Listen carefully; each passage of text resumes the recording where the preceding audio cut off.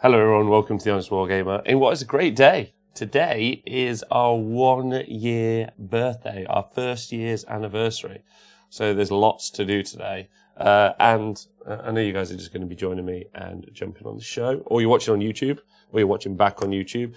Very exciting. I'm over the moon. So we have planned, and I think it's quite exciting to do an entire week of streaming. Our normal shows, plus I'll be live every single day in the daytime to help you through your work shifts, whatever you're doing, or just give you some content back. It's just going to be a free form. It's going to be a ramble. I'm going to be doing the work that I normally do in the day for The Honest Wargamer while I'm live streaming to you guys. So I've already been in the office for a few hours, but I didn't want to have you watch that boring stuff. So hi, and I'm sure. Hi to Bolt. Thanks, buddy. Welcome to the show.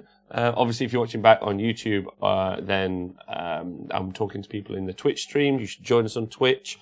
Normally Mondays, Tuesdays, Thursday evenings. More shows in the future. Hi, Orkboy Phil. Hi, Carl Mack. How are you all doing? I hope you're well. There's loads going on today. So hi. How are you all? Let me know.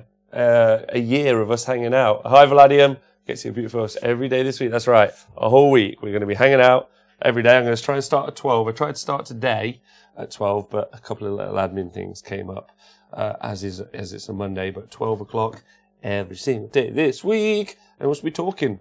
We're talking all sorts. Hi, the Dreadwoods. Hi, Cooks45. Abusing the office Wi-Fi, so it should be good. I don't know if it's going to be great. It's going to be me rambling. I'm going to be talking to you about all of the work I've got to do. I've got these things. Look at these. Got those to do. But that's some work later. I've got some overlays to make. I've got some videos to make. I've got lots and lots of videos to make, actually. So it's going to be a little time consuming. And I'm going to throw some ideas at you guys. Arkian, why are we live? I am out and cannot hang out. Don't worry, Arkian. We'll be live later. And also thank you to Arkian, who's been a moderator of the show for a year. So me and Arkian, John. Some of you guys have been here since the beginning. Hi, Datcom. Hi, Pete Pratt. Hope you're well. So we're just going to be hanging out. So fire questions. I'm sure some of you are at work. Some of you are not at work. It's meant to be super casual. I'm going to be doing some things. If I get super bored, I've got some hobby. But I've got like a to-do list as long as my arm.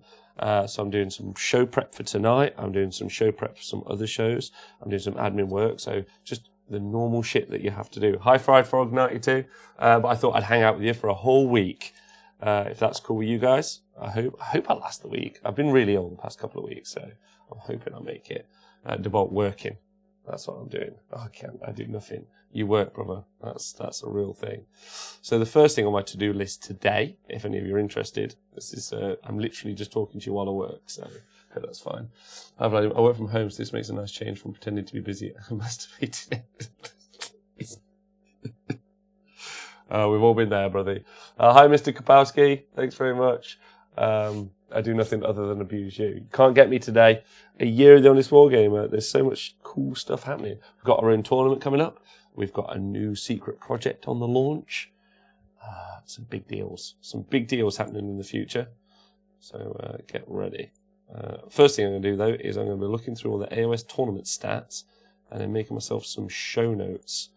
To be doing some offline videos, and then I'm doing some graphic design work. There's so much shit I've got to do, just to make it look fancy. Why can't people just listen to me and be like, yeah, that guy knows what he's talking about? But apparently, not enough. Right? Yeah, you guys don't agree, I'm sure. So yeah, I'm going to be working and talking. So, don't expect anything thrilling, but we're going to be here all day. And if you've got any questions about Warhammer, we'll do it. Vadim, you've just described my life. Wait, we're not. No, we're not. Hi, John. How you doing?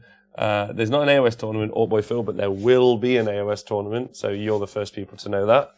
There definitely will be an AOS tournament. There, in fact, will probably be an AOS tournament from The Honest Wargamer every single month. How does that sound? Why are there no Prime Orcs? It's a great question. I don't know. I think they've missed a trick there.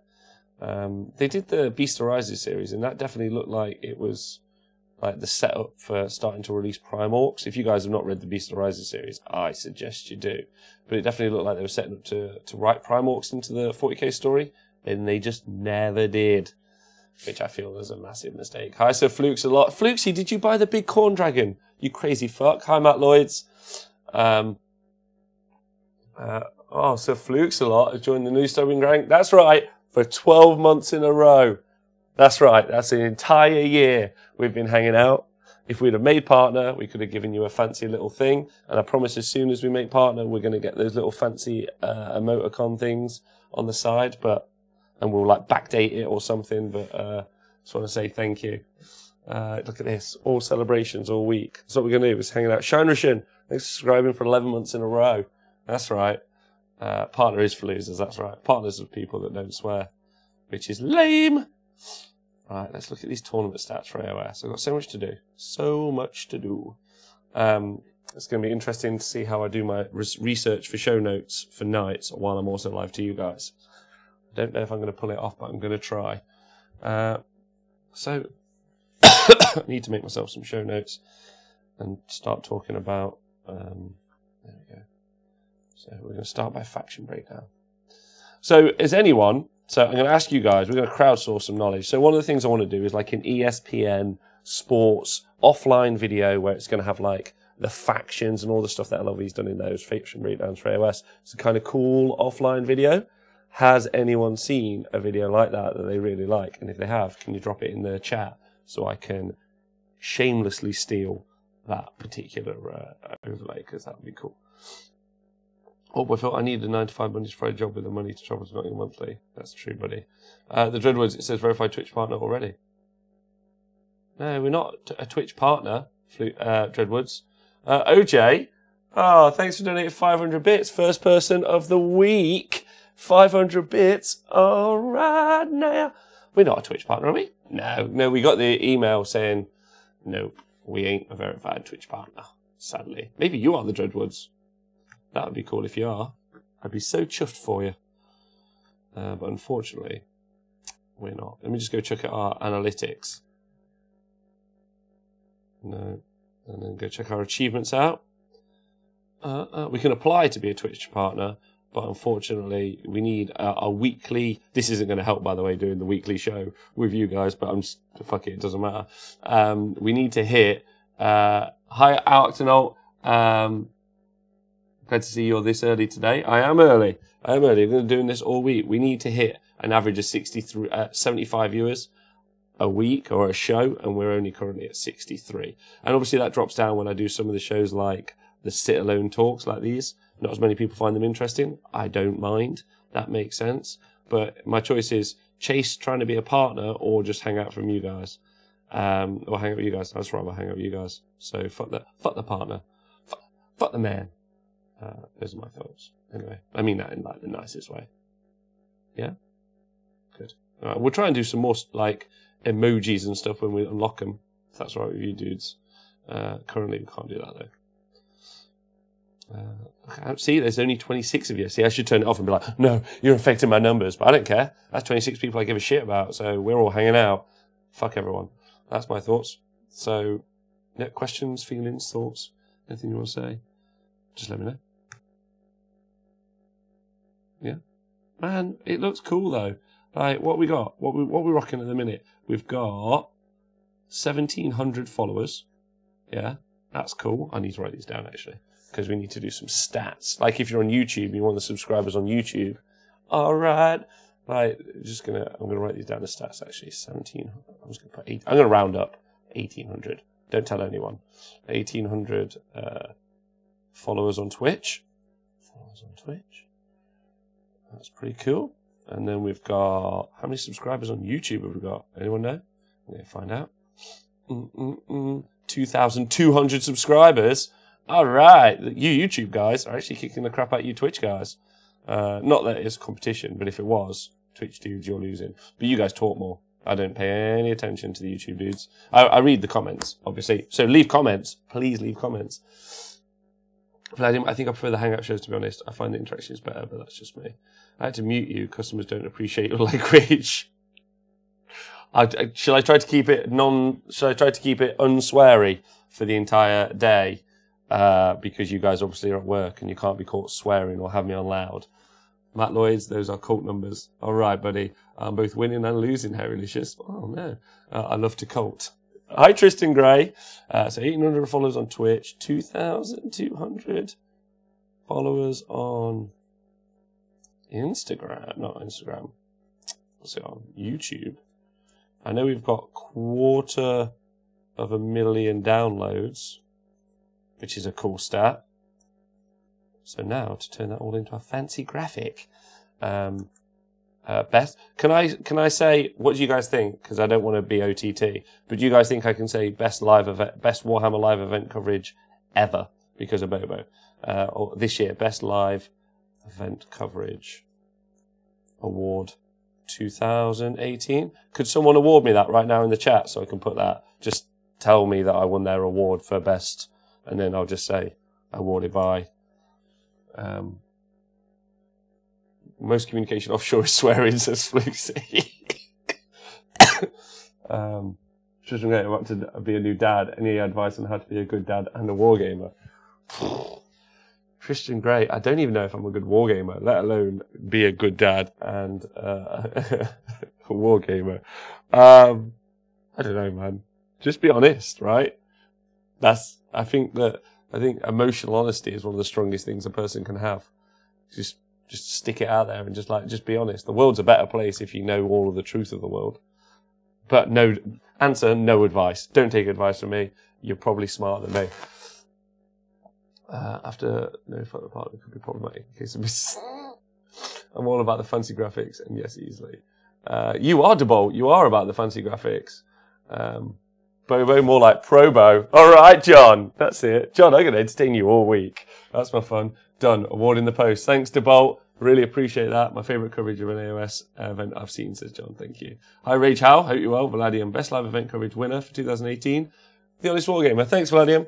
Vladium and the Vladium Council. I'm going to put the Vladium Council. That's when I put the post up. Just that's who gave it me. Right, I should probably get out of bed. Come on, Flucy, get up.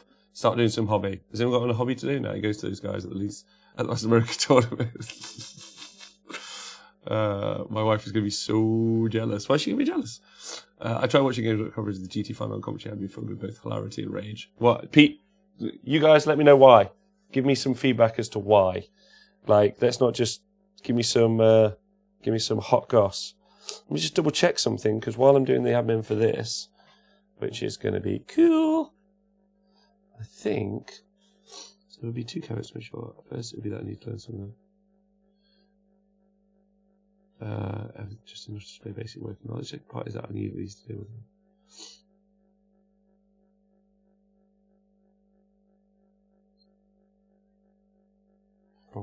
No problem, Dan.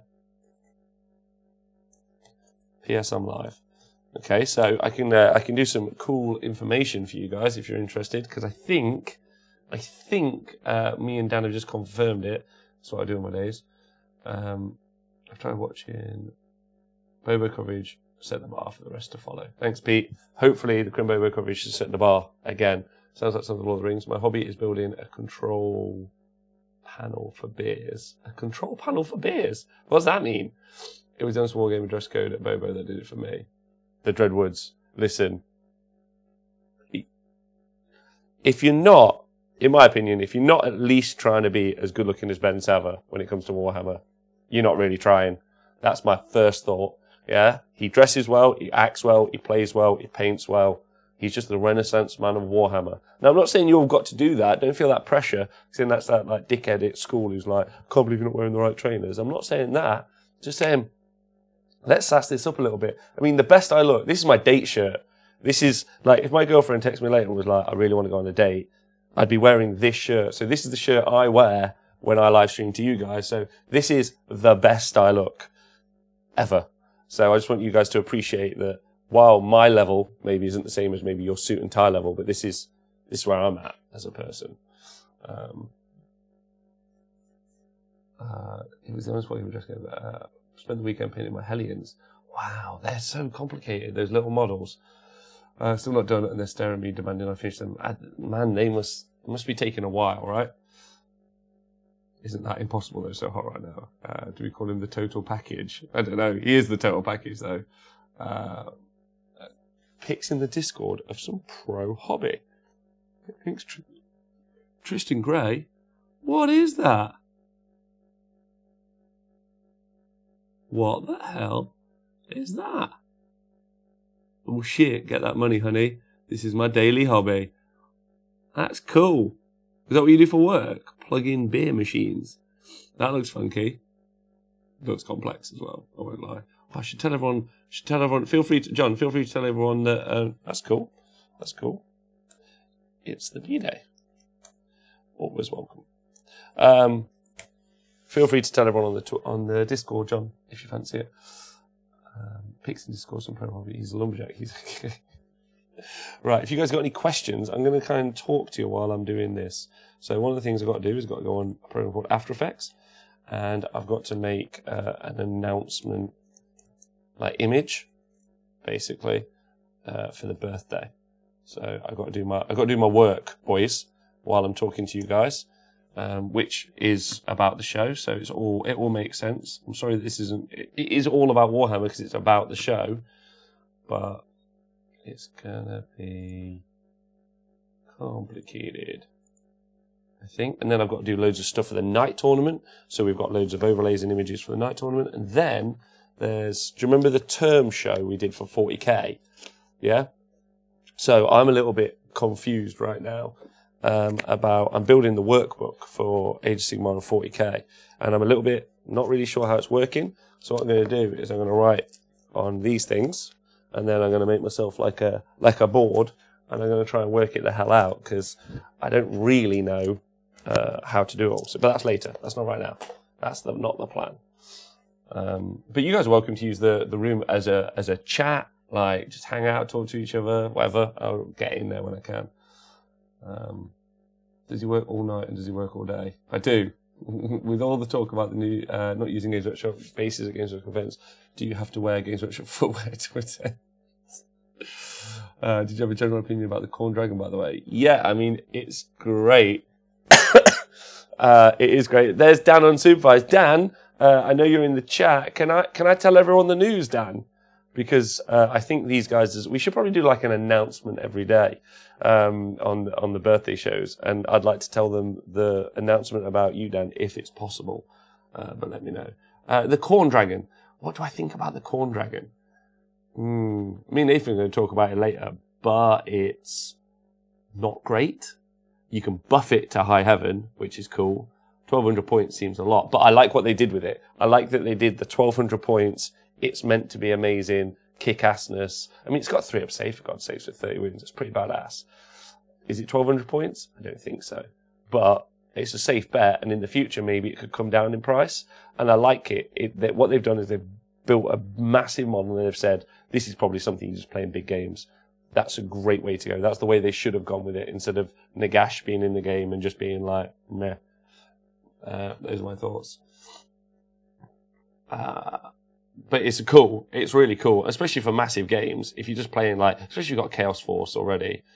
So Preggers right now. Hi, Trapper Lonely. Right, so, hi, Serbator. Hi, Chris. How you doing? Chris, got a big announcement about Chris in a minute as well. Rage Howard could buy a nice holiday in my dollary dues for that dragon. Oh my God, I can't imagine how many dollary dues is the dragon in Australia.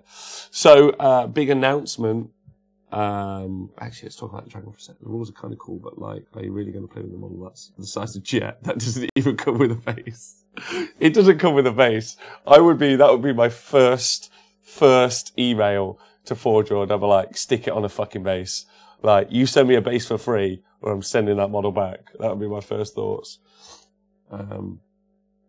Maybe he is 1,200 points, but he never ever $450. Fuck, 450 euros. Bobo coverage. So you guys will know that we're doing the Crim Bobo coverage in November. So we're doing an Age of Sigmar live stream event tournament coverage again. just like we did last time. Me and Nathan doing the commentating.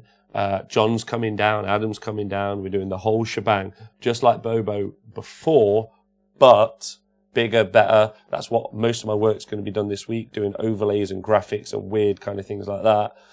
Some cool info is that Mr. Dan Unsupervised, or as you guys may know him, Dispossessed Dan, big friend of the show, and potentially maybe part of the show in the future, is coming to the UK. He's coming to Crimbobo, and he is going to be one of our commentators at the show. So me, Nathan, Dan Unsupervised doing the commentary for the weekend. That's right. I'm going to CanCon. I hope. There's a GoFundMe to go. I really hope I get there.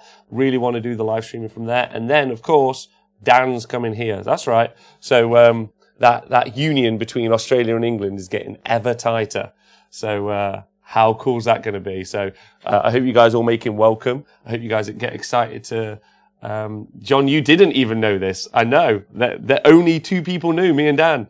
We've just confirmed it. So we are very excited about that. And I can't tell you how awesome it's going to be. Pete's in the chat, I think. The guys from Ireland are confirming the information for when we go over to do the Ulster Warlords event as well. We're doing the Six Nations coverage. So let's talk about what the Honest Wargamer is doing in the next year.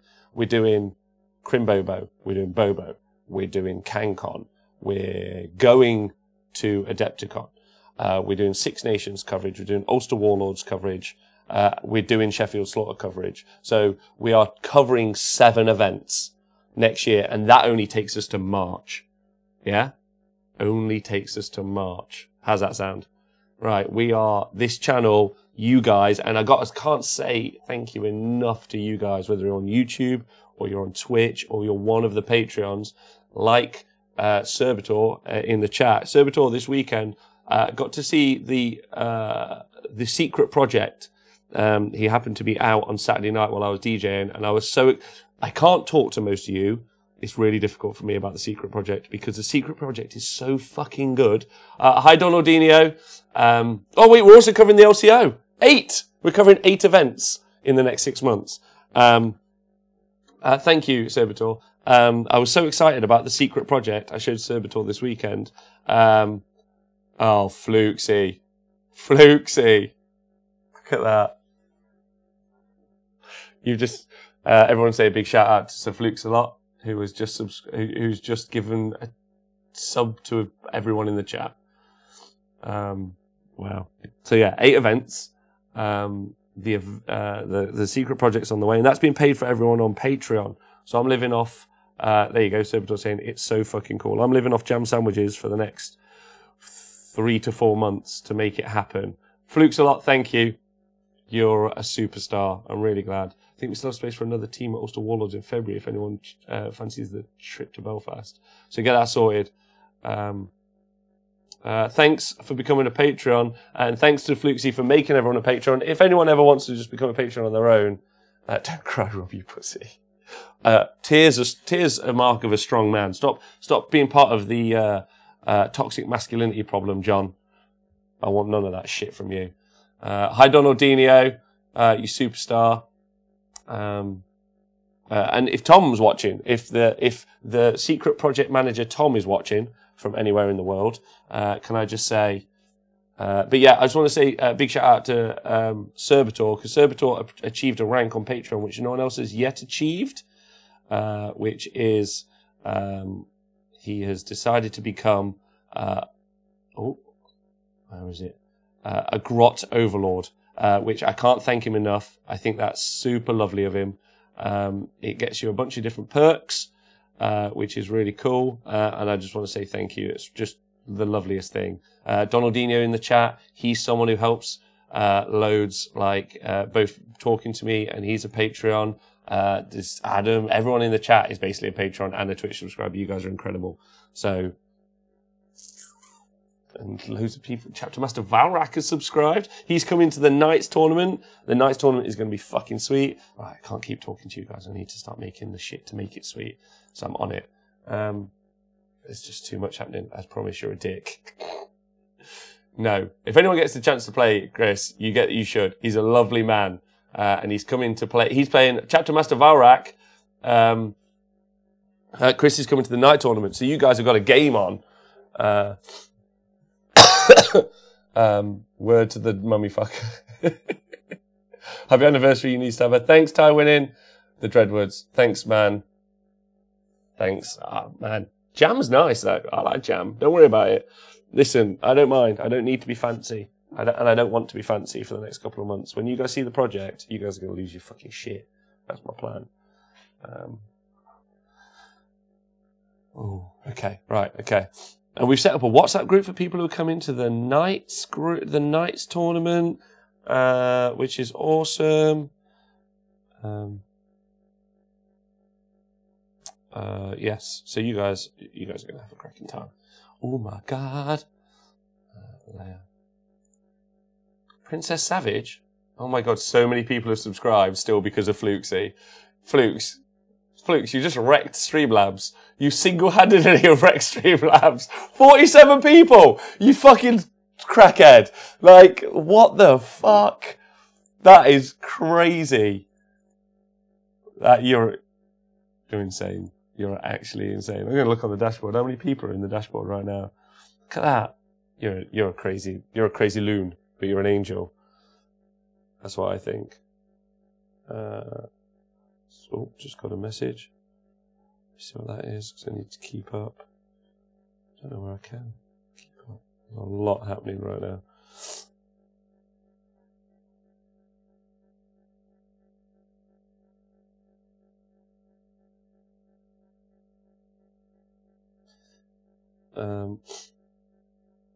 Restart my phone.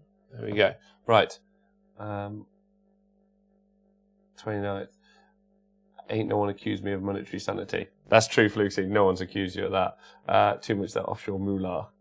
Secret project, lots of visuals too. That's right. John, are you putting any visuals up? Johnny? Oh, John Machine. You should put some visuals up, I think. It's totally worth it. Right, get on with that. So what I'm doing right now is using After Effects. I wish you guys could see it. I probably should. Tomorrow, I'll make it so that this plugs into the network so you can see what I'm doing. But I'm making an overlay now. I can't make a new one. What the hell? Yeah, I'm making an overlay. Well, I'm just making an announcement basically about the honest Wargamer. So background about the year, what we've done in the past year. If anyone got any cool things, too much of that offshore moolah. Yeah. Oh yes. Oh my God. Fluke's Lord makes it rain. Also, Flukesy, I'm going to a doubles tournament this weekend now. Because a friend of the show has just messaged me and said, can you come along with me as my doubles partner? So we're going to Warhammer World, double Chaos Dwarves. What are you saying? Double Chaos Dwarves. People are going to lose their shit. As they should. Being honest. Do you know what? This is something I can do on my own. We'll do that later. We'll do that when I'm on my job. On my one, John. We'll do that. We'll do this because it's more fun and it's more interesting. That's the plan. So,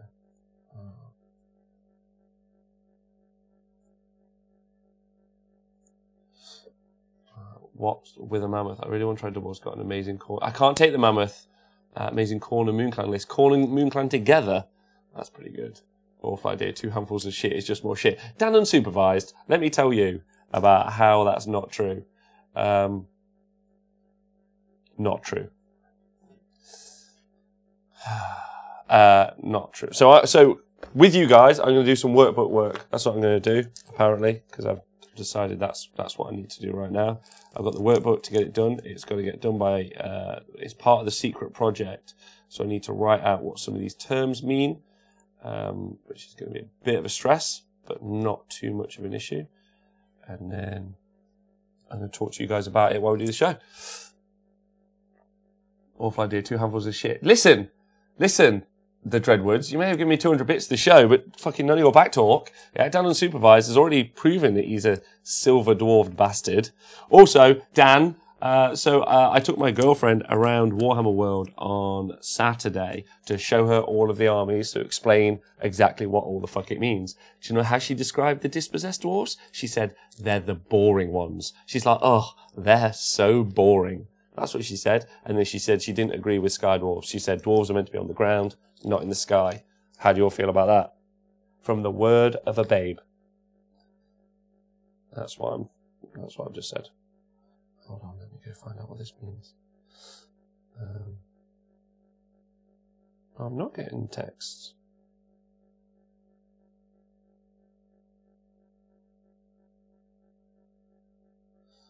I wonder what that's about. The power of the babe. That had to cut deep. That's right. She's dead to us. She is a sensible girl, see? Hold on. She is the babiest of all babes. What's this guy saying? Yeah, John. Do that illustration you've just messaged me about, John. I think Games Workshop might agree with her, to be honest. Listen, I think all of us. Mate, your blow-up doll can't talk. Stop lying to us. Oh, okay.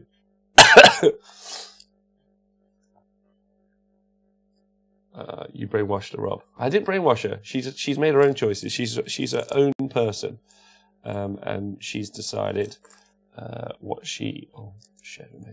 I'll find out what this is. Armlists, the old card. Oh no! Oh no! No. My Grot Love pillow. It wasn't a Grot Love pillow, but let's just say it was a Grot Love pillow. It wasn't a Grot Love pillow. How dare you? Proper dwarves have magic, lol. That's right. Proper dwarves do have magic. Yeah? You guys are a bunch of bastards. That's what I think. How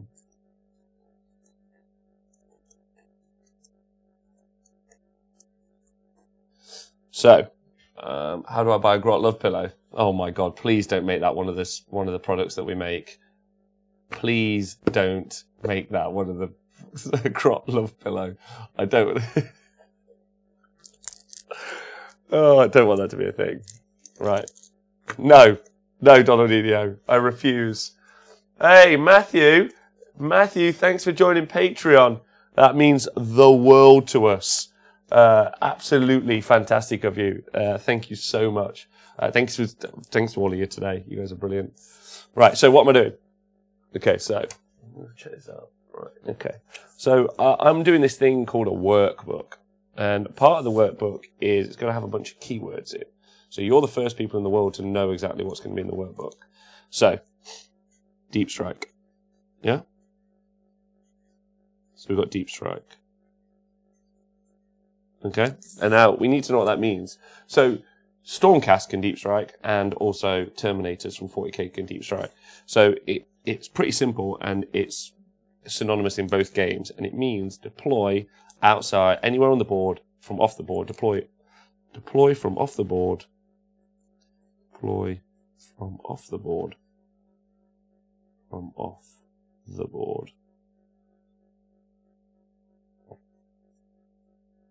Anywhere 9 inches away. Now, I know you guys know that, or most of you know that, anywhere at 9 inches away from the enemy. From the enemy. But the reason that we're doing this is because some of the terms we don't know very well. And when I do the workbook, they're going to need to go into different sections of the workbook. So, for instance, Deep Strike is kind of a list building. So there's going to be list building here for the workbook. Here is going to be pre-tournament prep.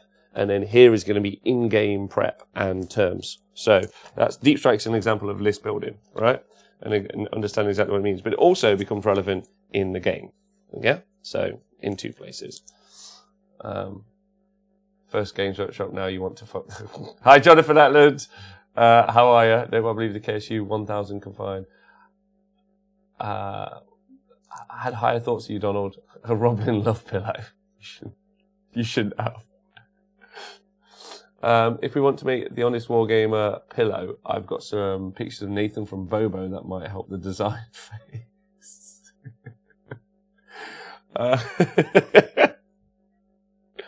Terms carried. Twitch Vasiliath, that's a good point. Old terms. So, old defunct terms. Is a section in the workbook. But it's more to, you don't want to learn them, right? So, an example of a strategy, though, which is used in game, which is a different part, is the bait and trap. Bait and trap. Yeah? These are all going to become videos on the Patreon, that's the point. I know Patreon's been quiet the past couple of months, but that's because I've been working so hard on this. So this is going to become an intense thing. You guys are going to be like, whoa. So imagine I've been working on a book instead of the daily videos. So hopefully you guys will really like it. Still that bit when I feel lonely. So bait or trap. So what do we mean by bait or trap? Does anyone know? It's a strategy. Strategy, bait or trap. What's the plan? What do you mean by bait or trap? I probably should do this like in a different colour. Or it should just be like, no, I'll do that later. Yeah. Oh, there we go.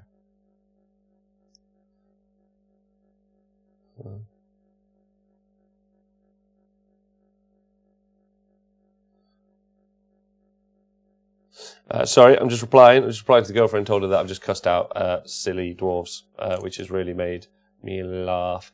Bait is when they look old, but Jonathan.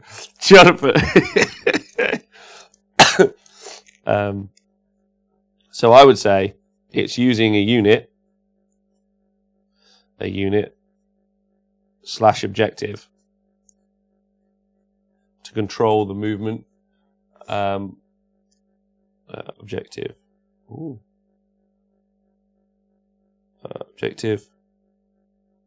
Using a unit or objective to control your opponent's positioning. I feel like I'm in school and I don't really know how to work it. But my main question is, oh no. The Twitch chat's gone. Oh no. Something's happened to the computer. Quickly. It's okay, I've got it on this as well, so that's fine. Trap is when she shows Green's favourite board game. None of this is good. Can add body pillows to their dice bag making.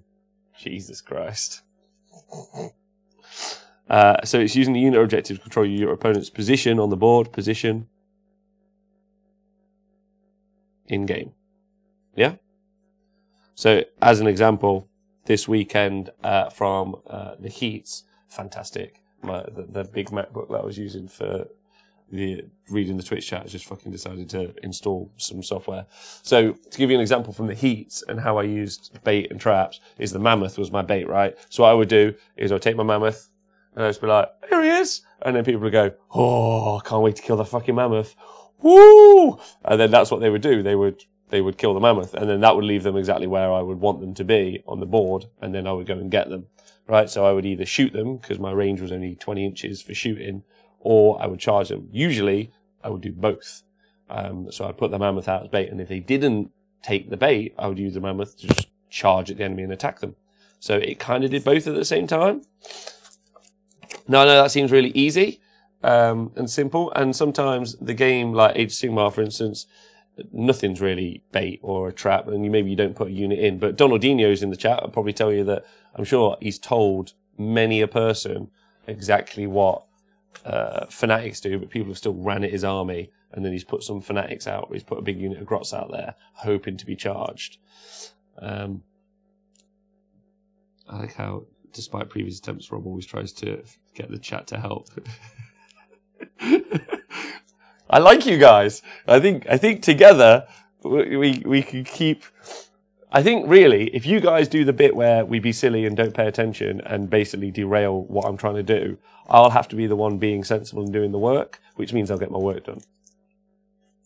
Symbiotic is what this relationship is. This relationship is symbiotic. Tywin, would you say use the mammoth to masterfully bait your opponents?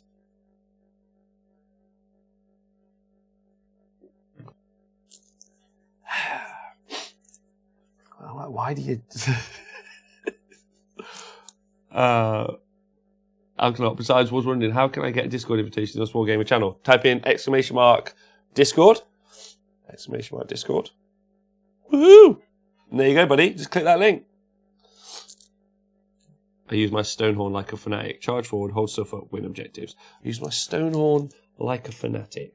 I charge forward, hold stuff up, win objectives. Donaldinho, then, would you say that there was a different name for that? So the other turn, the other term that I would use that for, or the term that I would use that for is the next one, which is a bully unit.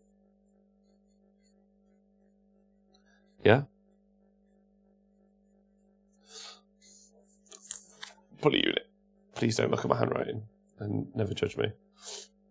Using Alariel as bait, a waste of her talents, says OJ. But she is bait, right? Because she can heal. That's what's really interesting. Coming up with the terms does not 100% define a unit.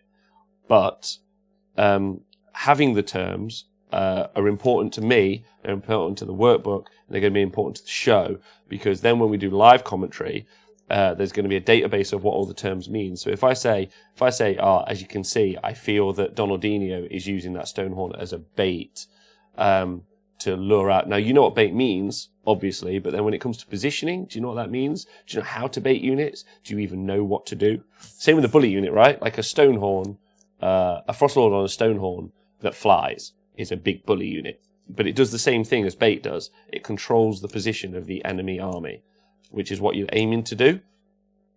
But what's interesting is, when you deploy, you might pretend that one unit's your bully unit, but it actually might be a bait unit. Or you might, you like up-talk it. So like, take Andy Hughes with his 12 Kadai, right? He'd be like, you see 2 units of 12 Kadai, you know that they're good. Or you take 9 Eels from Idneth, you know that they're good. You take Mortarion or Magnus, you know that they're bully units that control your opponent's positioning. So what you have to do is either have them in your army or work out how you're going to deal with those sorts of units. And defining the term means that we can start to talk about tactics. I hope that makes sense. Do you guys agree, or do you think I'm an idiot? That's my thoughts. So, I think I've just missed some of the chat, guys. So if you've just said something in the past 2 or 3 minutes, I've missed it, and I'm sorry. So catch me up, whatever's happened. Because I can't believe this is updated. It's just not helpful. So bully unit is using a strong, or perceived to be strong, a strong or perceived to be strong unit. Perceived to be strong unit. Unit to control people's positioning. Unit to control people's positioning, right? So you guys are getting a pretty unique look at this. Control people's positioning, because no one in the world yet has seen me working on this. So it's pretty intense. There are some guys like John and the other guys who've seen what's happening with the secret project. But the workbook is only a part of the secret project. It's not actually the secret project. Hi, Beer Mouse. Happy birthday to Wargamer. Thanks for destroying my productivity at work once again. Well, if it helps you out, I'm live all week. I'm going to be doing every single day because you guys are wonderful. It's been a year. It's totally worthwhile doing for a year, I think.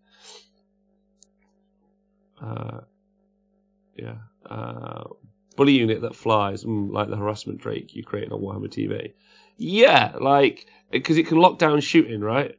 Yeah, I know. Everyone kept talking about, what did they talk about? The distraction Khan effects.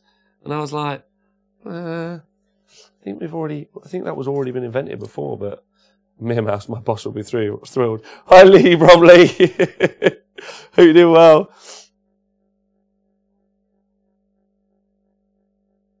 Show as the 1 year anniversary. Sorry, I am just keeping up to date with what I've got to do in my work. There we go. Afternoon, Lee Bromley. Hope you're well. Donaldinho, I think my Stonehorn is my bait unit. My Grots are the bully units, not due to damage output, but because of scenario play. At least that's how I view it. I don't use Grots to kill things, but they bully the scenarios and force opponents to deploy in a way to kill Grots. The Stonehorn is the bait because it distracts the opponent and allows me to score. Perfect. There we go. Absolutely smashing. We might just define things differently though. No, so my two definitions are, yeah, Carmack, I'm off to do some work, and Hassel Varek and WhatsApp group. See you all tomorrow. Have a great time, man. Distraction card effects has been around since second ed 40k. Oh, awesome.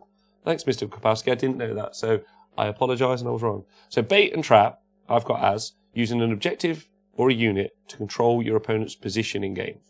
Bully unit, using a strong or perceived to be strong unit to control people's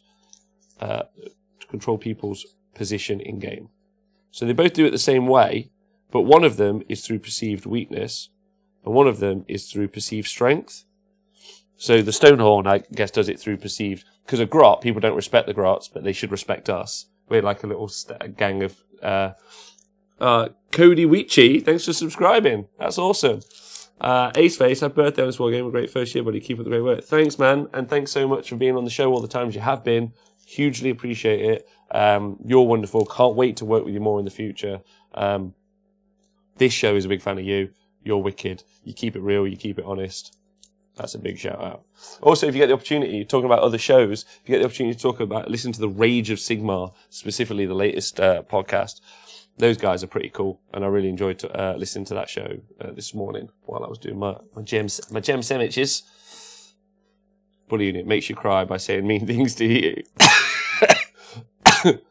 Oh yeah, LCO, and also don't forget, thanks to Aceface, the Honest Wargamer will be going to the LCO to do live stream coverage. I know that the Honest Wargamer live stream team are fucking so excited. There's going to be so much cool shit you've never seen before. Hopefully, and as we've already been awarded the best event live stream of 2018, runner-up being the Angel Core live stream, we're chuffed to be trying to take that trophy again in 2019.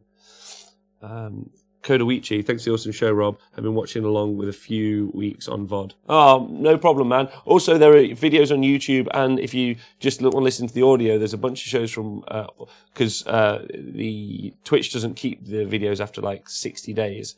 So if you go back, you can listen to the shows on podcast if there's anything that interests you from them. OJ, I got struck by 10 Vanguard Hunters, 10 Gastigators, and Ballista in one turn at the weekend. Was that legal? So, yes, as long as they had as many other units. Does that make sense? So you have to have as many units off the board as you can have on the board. I was excited, says John. Hellstorm Wargaming in the house. Another great group of people, and a group of people who, thankfully, have helped us. Just been on the show, been over, chatted to us. We've been to their event. They've been big fans of the Honest Wargamer. We're big fans of them. Really happy that you're here. A year. We've been going a year. Fucking exciting. Very exciting. I'm so excited about what's going to happen in the next couple of months, guys. You should be pumped, because I'm pumped. Right. Let's go through these in order. So, outflank. What does outflank mean? Anyone know? Has anyone listened to the show? I know Nathan hasn't. That's what's crazy, bro. Happy birthday. Thanks, Hellstorm Wargaming. Means a lot. Really excited. Hellstorm, are you playing at the LCO? Are you playing at Ace's event? Because if you are, that's really exciting. Love to have you playing on the stream, I think. Or maybe even jump in and do some co-commentating at some point if you're not playing. Love teaming up with you guys. So if you're not, let's talk about doing some co-commentating, right? Because that would be funky. We can't wait. The LCO is going to be groundbreaking 40k coverage. So excited. Yeah, I'm looking forward to that a lot. I'm not currently, however, that may change. Well, if you're not, or if any of you boys want to come and do some commentary on the show, we would be commentating. Sounds sick. Great. Drop me a message. And let's fucking sort it out, because we are going to be. This is it, right? We're building bridges, and we're going to make We're just going to make the best coverage in the world, right? So outflank. Does anyone know what outflank means? It is. Deploy off the board. Deploy from off the board. Deploy from off the board. Off the board. Ooh. I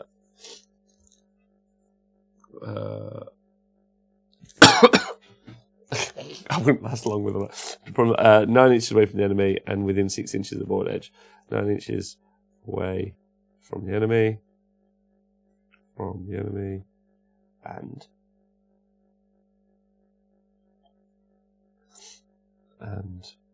6 inches and within 6 inches of the board edge. Usually wholly within. I probably should write wholly. I'm not Games Workshop. I should write the whole thing down. Wholly within 6 inches. Oh, burn! 6 inches of the board edge. So, question to everyone in the Twitch chat, because you guys watch as much. Is there anything else you'd like to see from those Wargamer over the next year? I'd be very excited to hear what that might be, if anyone's got any ideas. So that's Outflank. It's going to the same place as Deep Strike at the minute. Whoa, early show, 7 a.m. Well, you've got me for the next. I'd like to say I'm going to go till 4. Let's see. I'd like to say that I'm going to do 12 till 4 every day. Do you do heresy stuff? Matt Lloyd's. I just wrote a Horus Heresy army list, and let me tell you, I'm never writing one again until they change the game. It was a fucking nightmare, and I did not enjoy it. And the TO wouldn't let me just share Battlescribe, which made it even more frustrating. And I was like, nope. So no heresy stuff until they change the game, in my opinion. I like to do kill team stuff. I'd like to do. I'd also like to do Titanicus stuff if I got the opportunity, but it's just me at the minute, so that's hard. No more skirmish ever. There's very good potential for Elliot to attend. Ooh, okay. I'm a simple man. Right. Who's up next? Where's this? Where's my workbook? The workbook. So after Outflank is redeploy. I mean, that's pretty self-explanatory, but we use it as a tactic. Because they can be worked together, right? Redeploy. Because you could put, let's say you put Mortarion down as your bait, right? Your first deployment, and then you can just, I don't think you can redeploy him, then you just redeploy him after. That's a poor example because it's not something you can do in game, but you know what I mean. I'm loving 30k Mechanicum, but yeah, Psychic Phase needs an overhaul. Matt Lloyd's, that's what I play. I play Mechanicum from the Horus Heresy. Just, Heresy is dead till it goes 8th. Such a shame, as it's the best narrative out there. Yeah, I like the story so much. I'd love to hear the living legend that is Toby. All right, I'll drop him a message. If anyone wants to Instagram Toby and just say, hey, Toby, come on the show. Rob misses you, because I miss him loads, because he's one of the nicest fucking dudes in the world. I'd love him to come on the show. He's had a tough year, mainly because he has to look in the mirror every morning and see that he's gorgeous. But it'd be awesome if he came on the show again. Rob, what's your take on the small Marine kill team commanders? Looks like Games Workshop going on all Primaris Marines. So Games Workshop said that they're not going to discontinue the old Space Marines, but they clearly are going to discontinue the old Space Marines, right? They're just putting so much Primaris stuff out there that you can't. Anyone in the chat, pipe up if you think that they're not going to phase out the old Space Marines. And if they mind. Those are the two important questions, I think. I think... Any luck on convincing Sean yet? I'm going to ask him. I haven't messaged him. I'm completely lost to kill team. Already built 4... And right now it's sitting there in my Dark Eldar. So if you start more content about kill team, I would love it. So yeah, Nikos says it's really good. Everyone says it's really good. Maybe I need to spend a day gaming, playing kill team. And maybe that's one of the things I could do over the next 5 days. Just have someone come in and teach me some kill team. I don't know what the fuck it does. So until I read it, I'm just so busy with other shit. So I think they will put it in the slowest way possible.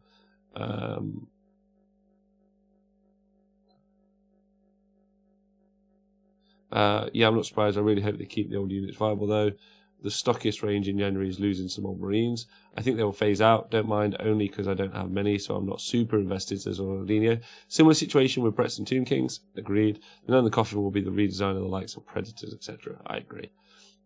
They totally are, but it's going to take years, I think. I agree. I think it will take years, but you're not going to ever see an old Space Marine ever again. Like, main, right? The clever thing is making Primaris a bit rubbish, so it throws people off. That is quite clever, I guess. Kill teams like Gateway Drug, local gamers are going to go mad for it. I'll go mad for it. All right, cool. Would you say that's because 40k seems a little bit scary at the minute? My question. There are rumours of new Chaos Space Marines in Blackstone at Xmas.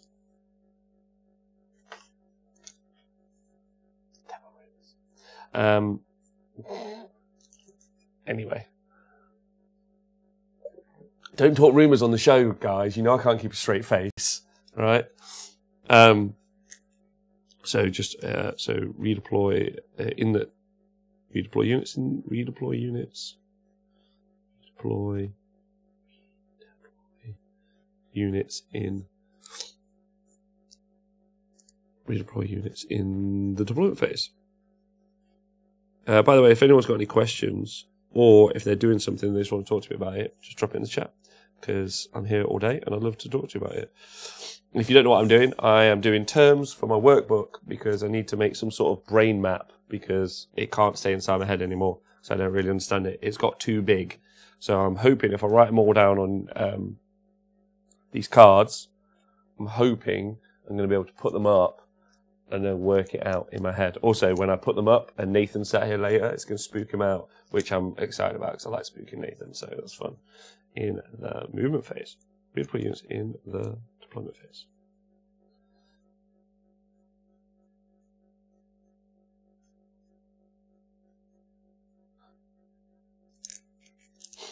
Oh, dead drops needs to be one. That's it in the game. I don't know where that goes. I'm going to go for dead drops. Dead drops. Dead drops.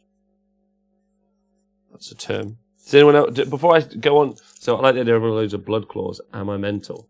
I don't think so. I think they're good. You can get a lot of attacks, right? I just think combat is so difficult in 40k currently, and the problem is you're always going to face Eldar. So I did a show yesterday. With chapter tactics. That's right, Pablo and all those dudes. 4kstats.com. So, my dudes, check this out.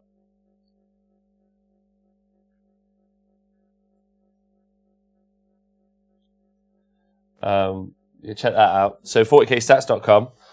So as you can see, one of the most represented armies in the game is Eldar.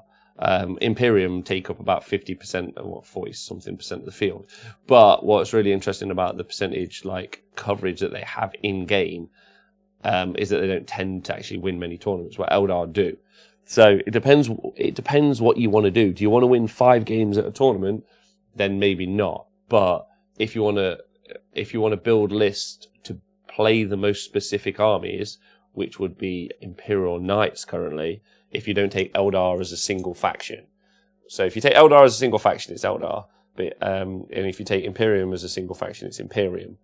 But if you break it down, ignoring Harlequins, Drukhari, and Imperial Knights are almost played just as much in competitive 40k, which means, depends if you think you can beat those with the Blood Claws.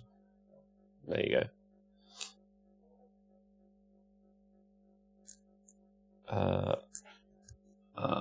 Just in theory, how far do you think you can see into the future of the model range? Pardon me? From Games Workshop? Probably a year or so, I would say. My thoughts was 3 big blobs with some buff bubbles with Stormfang, Longfangs as the distraction. Yes, as the bait. That's right.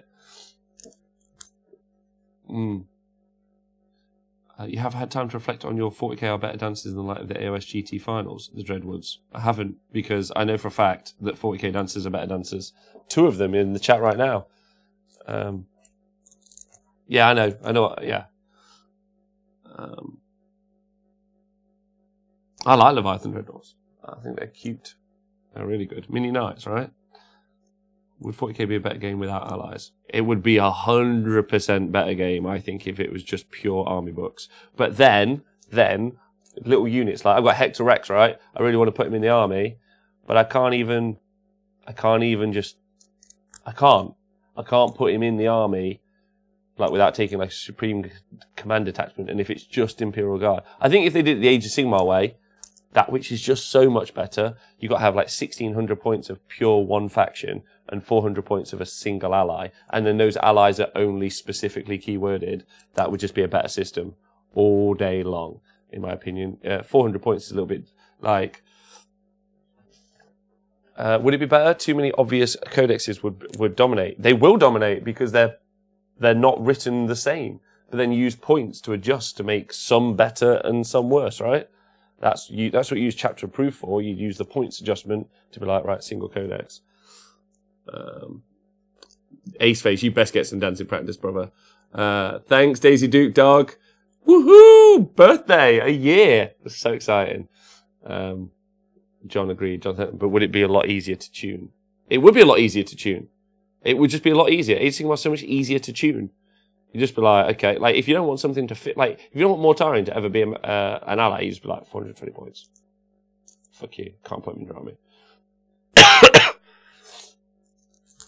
Shadow Caesar, how you doing, buddy? How do you feel about you are progressing with your goals for the show? Are you managing to achieve what you set out to do? This year, we've actually, I think, overachieved a little bit, if I'm honest. The live streaming, the live event coverage, I didn't think we'd do for another year, but we were able to put it together, which I was over the moon about. And that's because I had wonderful John, Adam, Jonathan Atlan, Nathan, all those people helping do the show. So just crazy. This year, I don't think I'm setting myself a limit. 100 bits. Thanks very much, Zyko888. Do you think we'll get Primaris Space Marines anytime soon? Love the show. Thanks so much. Appreciate that. And no, I don't think you get Primaris Marines because they've said that they're not going to get them, right? It is an award-winning show. That's right. This is an award-winning show, as donated earlier by someone. And there's a bit of gossip. So unfortunately, while I'm doing this day stuff, I've also got to deal with hot gossip being sent to me. In fact, one of my friends is actually being a bitch. Just sent me a message being that picture of that person we know. How unflattering. That is just... That's from a dude as well. Come on. That's just not nice. In my opinion.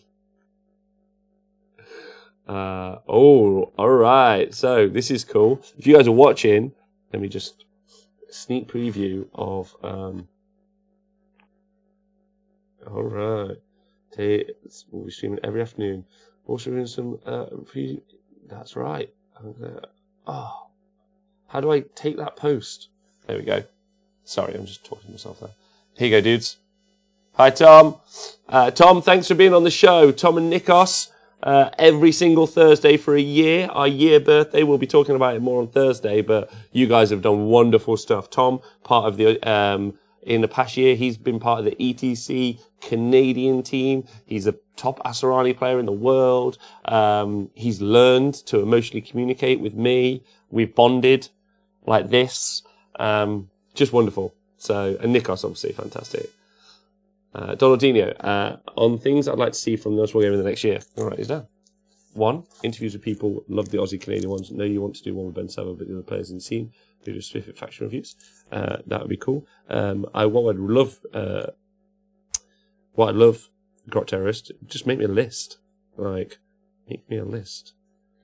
My main problem is that we obviously do a show. Most people are not available in the day, and I need them to be available in the day. But we'll see. Make me a list. Number 1, for more interviews.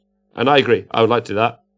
If I'm honest, I would like to interview what's happening right now, where we're doing a day show. If I'm honest, I would like to make that more regular. It would be something I'd be quite excited about. But I need other people to be available in the day. Otherwise, it's just me talking to you guys, which I don't mind at all. But one of the things I saw in one of the WhatsApp groups the other day was someone was talking about the show, and they loved that I have people like Tom and Nathan and Jonathan and other people on, and we disagree. And disagreeing is really important because I don't think in some cases there is a right answer. Or I think there is a right answer and my answer is right, but I'm definitely not always going to be right. So I love having the people who I have on the show because I respect them and I love them. I think they're wonderful because when they talk to me, they go, don't agree with that. This is my feeling. And that's great. because it means you guys get to hear both sides of an argument or two versions of a conversation or anything like that, which I think is really healthy. 2, faction reviews, not just ones, but old ones. Yes, we used to do that. I like to do that. Faction reviews. Faction reviews. Okay. Number 3. More list reviews, ideally pre-tournament, like what you did for Bobo Blood Tithe Six Nations. More list reviews. So, Donaldinho, I know you know a little bit about the secret project, because you're a Patreon dude, and because I've asked you. So you know that there's something about that will help that, which is good. And then stream events I'm not at. 3 more events. Well, I don't think you're going to be in America. Not America, Australia. 3 more events. But a big shout out. Anywhere in the world that wants us to come and cover their events. As long as travel and board is paid for, and I wouldn't mind a jam sandwich or 2, we'll come cover the event, right? That's good, that's good. T, Honest Wargamer stuff. Okay.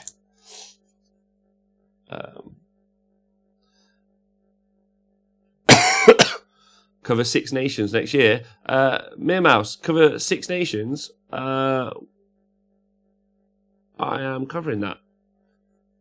Yeah. We're covering it. Yeah?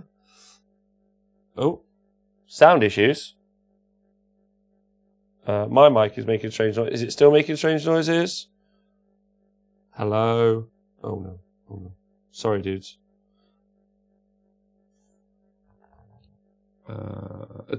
Will Time, have first birthday, mate. Best content going around. Can't say how much of an awesome job you and the rest of the gang do. Thanks, man. Appreciate that loads.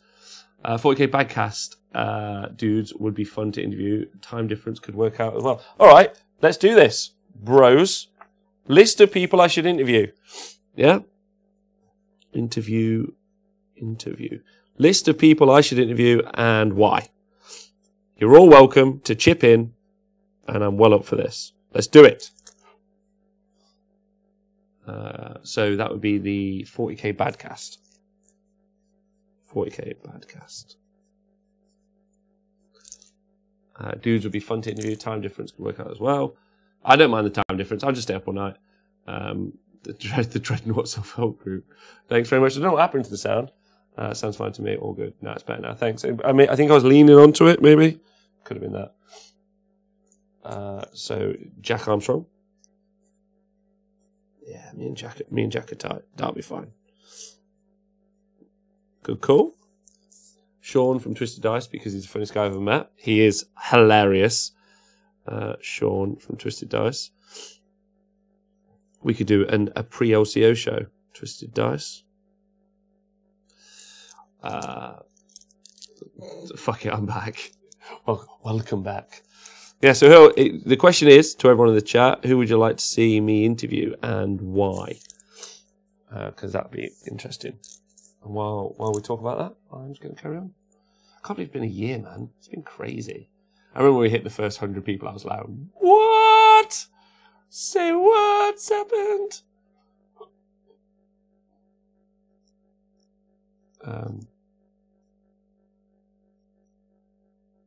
Let me find out. Tom Kirby would be good. That's a piss take, by the way. You don't ask, you don't get. Tom Kirby. Let's see. Adam from the Best General. I've listened to him for a year now. Any topics he's covered have been great. He is great, Mr. Kapowski. Adam from Best General. There's some great content producers out there. Like, I've got a lot of love for a lot of them. I really do. Interview Vince Ventrella on his music taste. He went off on a ramble in one video and it was absolute gold. I'm going on Vince's show. Vince Ventrella.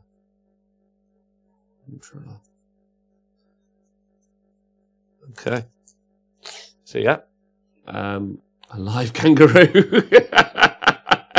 I promise, Dan, when I come over to CanCon, I'm going to have a microphone. I'm like, so what do you think of the current mayor? He's hopping mad. That's right. And back to Dan. please interview the guys from 40k Bagcast. Okay, fine. Seems like a popular one. Dan's dog, because we don't really know the little fellow. Okay. Interview Peter Pratt. Okay. Peter Pratt.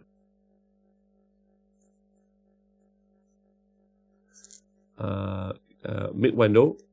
Mick Wendell.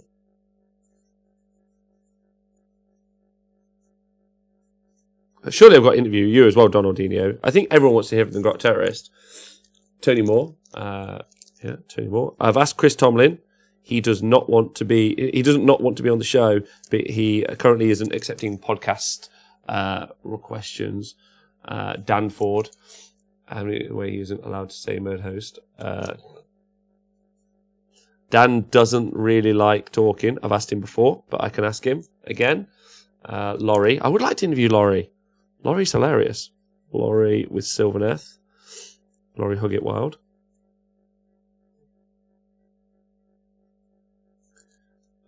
And then AD Mac, because he's lovely. Yeah, 12 AD Mac.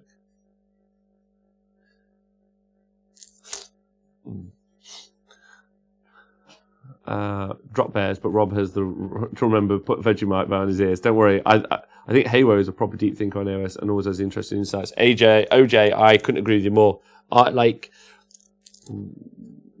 Fuck it, I'll say it. That's my job, right? I've got to be honest. My favourite content producer is Haywo. So I'd like to have him on the show and just talk whatever he wants to talk about. And I agree. He is a deep thinker on the subject. A smart fella. Don't forget the scarf covered. All right, now we're talking about kangaroo wallops. No one needs to know about that, do they? That is a good interview list. There's a lot to plan. That is a lot to plan. Good work on the little post, John.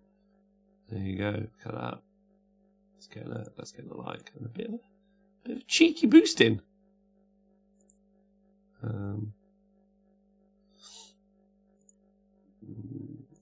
Let's do this.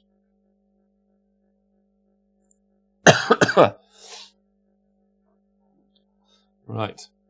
Okay. Here we can be dry as fuck as well, which I approve of. Yeah. Does it? I don't know how it's looking about going over to CanCon, but I'm very excited. Let's go find out. The Heralds at War. Big shout out to the Heralds at War and CanCon and the entire Australian community. Let's go have a look how they're doing. They're triggered, which is one of the things that they're triggered by, and they're also triggered with.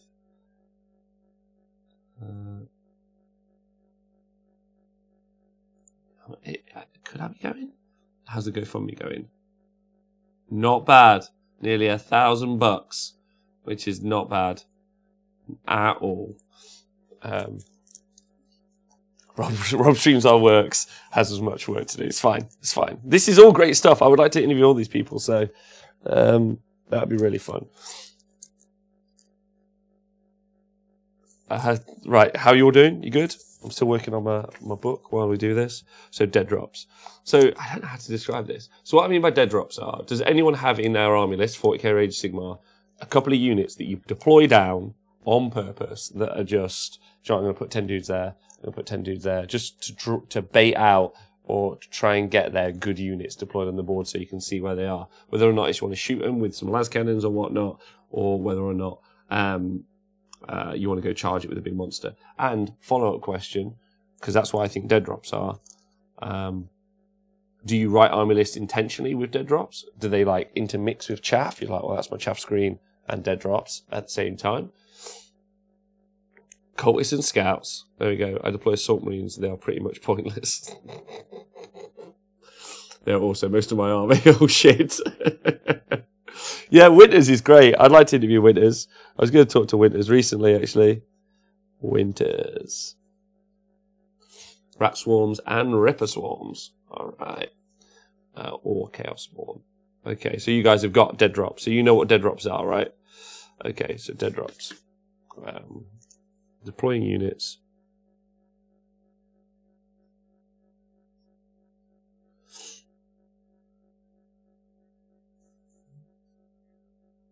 To see the other units, to see your opponents big drops. Your opponent's big drops.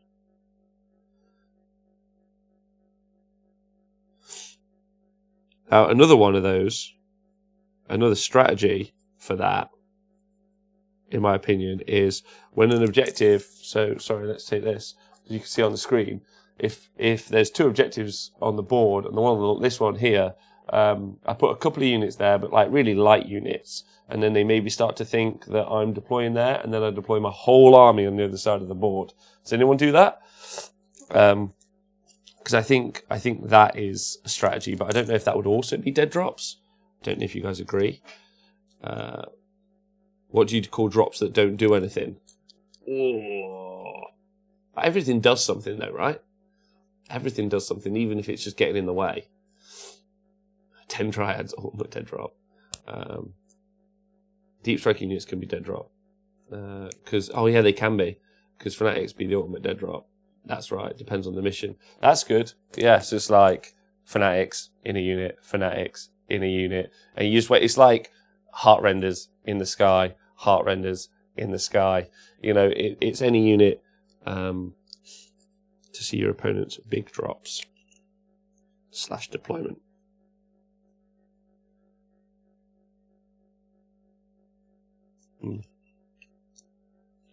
It's kind of like I'm just working all out when I talk to you guys, which is great. Dead drops goes in deployment. So I've got deploy. I think this is turning over there into deployment. That's what this is turning into.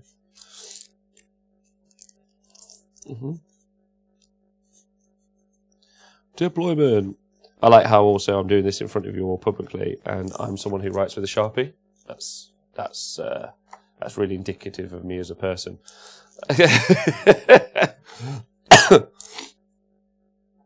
My athletes list has 5 units deep strike and 1 infiltrate. The dead drops goal is to see where your opponent army is, just to get down the phrasing. Dead drops goal is to see where your opponent's army is, just to get down the phrasing. Yeah, dead drops are deployment bait. They are 100%. Okay, cool. Deploying units to see your opponent's big drops. Yeah, not as bad. Straight out the painting straight out of the pot. Painting straight out of the pot is not good. I agree. I won't be doing that in the future now. I have armies painted for 40k and 80 Sigma that I can just pick up and go play. So now I'll be hobbying properly, efficiently, maybe even effectively. So watch out in the future, everyone. You're going to see some cool stuff. So what's the next term that's going to go down in my list of terms? I think I'd pick a unit just to dead drop, but if it had the ability, I'd certainly take that in consideration. So, John, what I'm saying is, that might be good. Dead drops. Do you nominate units ahead of time? So, units ahead of time. My question to the Twitch chat here, because this is important, and this is part of the workbook because of Jonathan's question, so well done. When you are writing your army list, let's say you've got your army list, a denied flank is a term. I need to write that down and possibly deal with that, denied flank. But I need to research that more because that's not one of my terms currently. So when you guys are writing your army, so let's say you got your army list, boom, I'm going to a tournament, right? Now, obviously, you've read the pack, and you're doing all your homework, and you're working out what you're going to do. Do you go through your army list and say, right, more than likely, the first 3 or 4 deployments I'm going to do are these? You know, thanks the honoured first. Do you do, I'm going to do unit X, unit Y, unit Z, because not those units aren't important. It's just they've got really good range, or it doesn't matter where I put them, or I want to bait them out. Now, obviously, that could change based on the army that you're playing, or even the scenario you're playing, but next question, because this will be part of the workbook, do you have your army list and how you would deploy it in every single mission, or do you not? That's my question. Has anyone ever gone to that level of complexity before going to the tournament? Do you think it's sensible, or do you think you're overthinking it? That's my questions to everyone in the chat. Because I think you could probably do some great homework before you even get on the table, and that would make a really big difference to how you play. But that's just me. I think the Twitch chat may have broke. Says the stream's good. But maybe just none of you are talking anymore. Does tune into here, Rob, is going to hobby efficiency. If so, we are doomed. Tough years. How dare you? Yeah, tough years. We're doing this. Somewhat, yes, but you have to take your opponent's army into consideration as well. Seems fine, unless you have a bully list. I like to not have a plan, so it makes it hard for my opponent to get swap at it. There's a lot to be said for how you should. Hi, Darth Alec, by the way. How you should generally deploy in order to place yourself in a good position. All right. So knowing ahead of time. So that's going to go on to something else, I think. Knowing ahead of time how you're going to deploy is a big deal.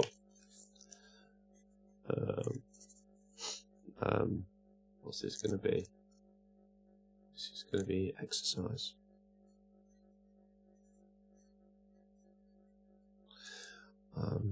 Work out how you're going to deploy. Work out deployment order ahead of time. Deployment order.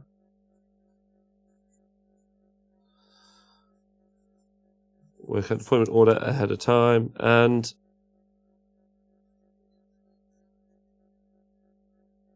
Chuckabutty TV, thanks for subscribing for 11 months in a row. Woohoo! Chuckabutty TV, I got some great, yo Rob, how's tricks? Hi Tugboat. All right, I'm doing great, thank you. So if you guys aren't aware, today is the year anniversary of the Honest Wargamer's first live stream. So it's really exciting to have you guys in the house. I'll be live streaming every single day this week in the day, Monday through to Friday. Just as a big thank you, talk to you guys while I'm doing my day work that I do for the shows,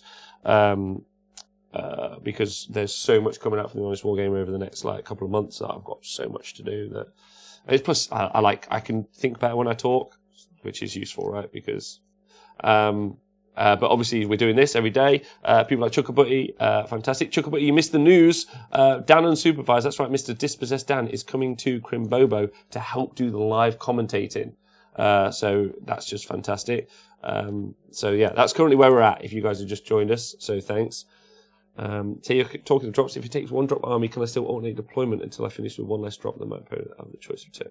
Talking to drops. If I take one drop army, can I still alternate deployment until I finish one less drop? Yes, you can, OJ.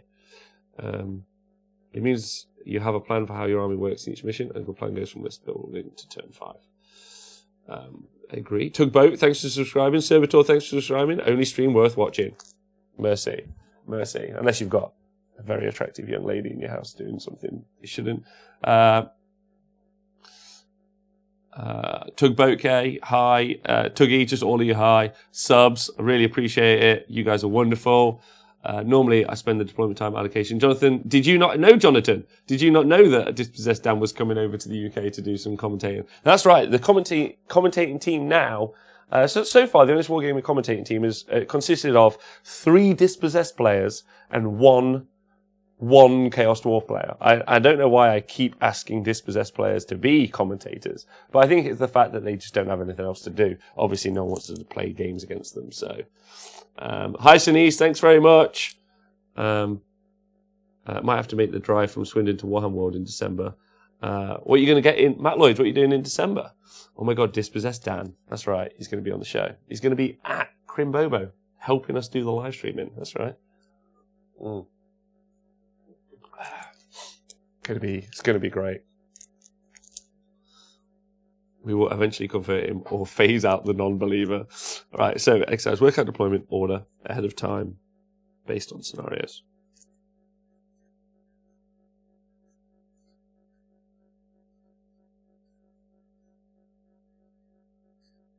Cool. Cool. So that's that one. Next up.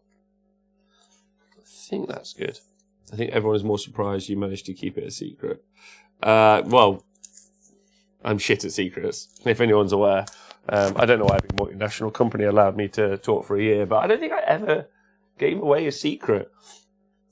Although I was doing the Fishman joke for like a year and a half before they released I'm Neth Deepkin, which I thought was really funny. I was like, Battletone Fishman, Battletone Fishman. And the whole time I was like, I know I'm Neth Deepkin are coming out.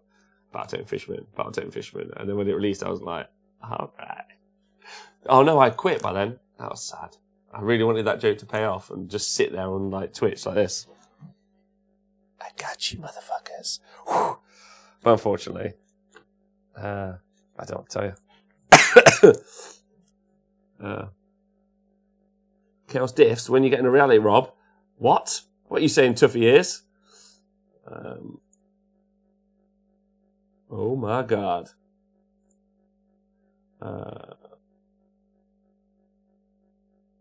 Oh my god, did someone say heresy? Draws Julian Saber.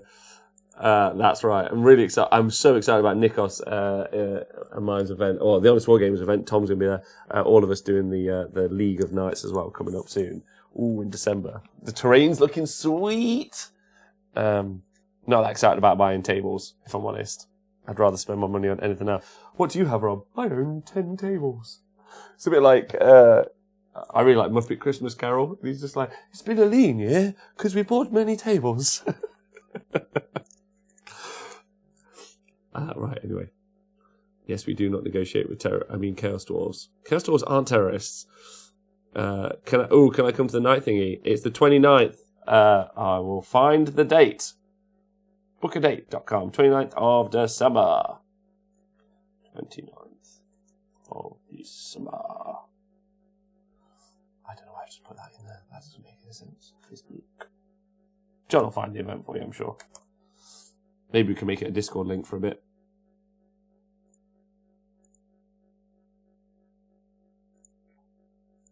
The League of Nights. The League of Nights. If you guys haven't seen this, we're running a night only battles monthly event. You just bring some Imperial Knights in, well, or Chaos Knights, and you just shoot at each other. Eventually, we like to add Xenos in, but currently, because we don't know like how good stompers and things are going to be. Vindictive text copy. There you go, Chuckabuddy. I put the link in the chat. I think you'll find Chaos Dwarves are a real army, and in fact, so real that I'm actually going to an event this weekend. I'm playing doubles at the Age of Sigmar doubles event at Warhammer World, so I'm going to be able to play. Just going to find out what this message is.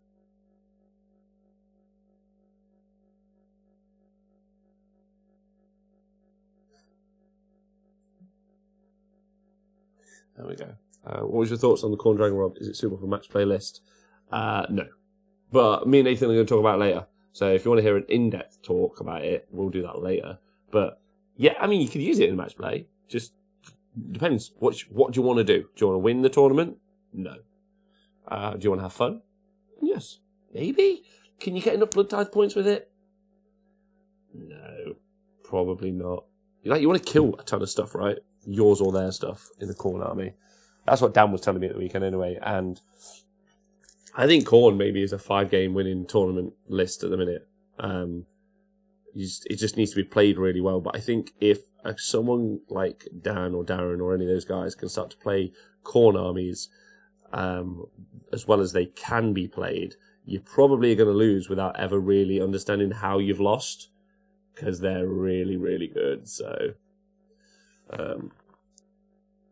the one and only Tuggy. Well, then take it, Tuggy. It's going to be awesome. Plus, you can do some cool stuff with it.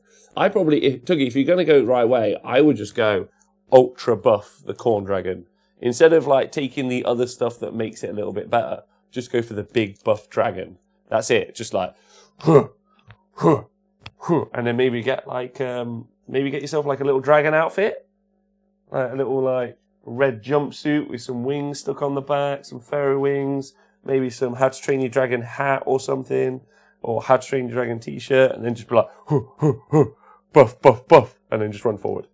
That would be a cool list. I'll try and write one later, but it's going to be tough. I personally got Death March army and some Soul Wars books. He's pairing with a winning army, I think. I am. Gaz, no excuses. Tuggy, fuck off to Scarborough and take the dragon. Yes, get a Charizard outfit. That's what you should do. Are you all having a good day at work? Are you at work? Are you not at work? Just chilling with me. Be interested to know what you do. Also, just nice to see if you guys are enjoying the day. The day hags. Right. Where's my next unit that I need to talk about?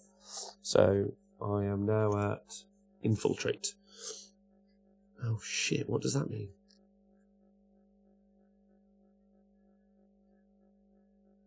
Oh, isn't that deploy on the board after deployment before first turn? Yeah, that's what it means. Yeah. I happen to have the eBay off. You happen to have the day off, Mr. Kapowski. That's great. You're having a good day, man. Question, who do you think that Games Workshop has been assigned to listen to Wargamer for the past year? Do you know them? So I got told, matter-of-factly on Friday, that any time I go to an event, people from the events team listen to the show. Because they're like, oh, and it's so weird that I have that level of effect. I'm like, that's weird. Just like fucking chill out. Like, and I'm not important. You should listen to everyone else who goes to the fucking event. Like, if it's hot, but yeah. But then there's some great dudes and dudettes who I met when I worked at Games Workshop. I think listen to the show just because we got on and they're really nice people. So, like, I don't know. I don't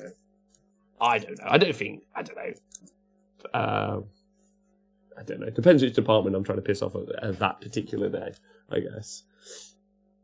Dreadwoods, it's your lad's second birthday. Happy day off. I can give him a shout out if you want. Is he there now? What's his name? Happy birthday! Night here in Oz. So actually watch live stream instead of having to be up a sparrow. Oh, that's cool. I'm glad you're enjoying it. Happy birthday, Rob. That is quite a beard for a 1-year-old. I'm just embracing my Chaos Dwarf nature. That's what I'm doing. Ooh, yeah. That's good, right? Happy birthday, Rob. That is quite. This is how we should be doing it. Games Workshop staff, who care probably. Anyway, so it's deploy a unit from off the board. This is infiltrate. Some of these aren't as interesting. Deploy a unit off the board.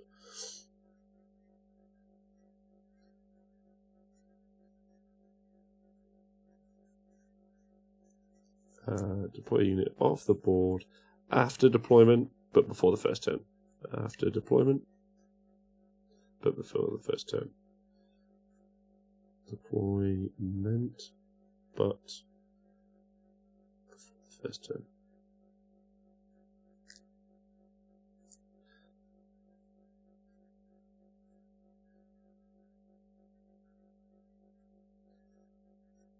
Nailed it. Xander, he's watching. Hey, Dougie. Hi, Xander. Happy birthday, bruv. Hope you're having a great day. Xander. Just remember, if you're in the US and you buy the Big Dragon, don't make a custom base as you can't play the WoW. Oh, dear. Oh, dear. They do make a rod for their own back sometimes, don't they? Maybe just let everyone just have a good day, and then you'd have a better day, but we'll see. Anyway, so that's infiltrate. Infiltrate's boring. It's going in deployment. It's a boring term. It's a boring term and it means nothing, but we've done it now.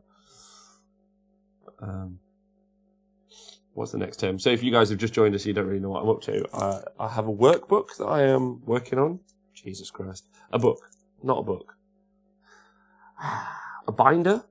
A work binder. Basically a gaming aid. Where we do all the legwork, and then you guys can just play better games of Warhammer, whichever game that might be. That's what I'm working on. And it's all a little bit confusing, so I'm currently just putting it down into little flashcards so I can work it out in the future. So then you've got Scout Move. Scout Move. Can anyone name, there are at least 2 units in Age of Sigmar that can do a Scout Move? Question. Do you know what Scout Move means? And can you name them? Oh, it's me versus the Twitch chat. Who will win? Let's see. Probably you guys, but let's go. Is the Black Coach worth it? Tuffy is. The Black Coach is so fucking worth it. Not gaming-wise. I don't think it's very great. But it looks amazing. Also, no one will have seen it work very well.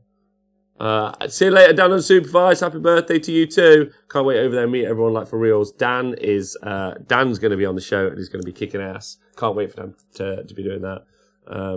Ungors and Gutter Runners. Oh, look at that. That's why you're going to be a commentator, Dan. You know your shit.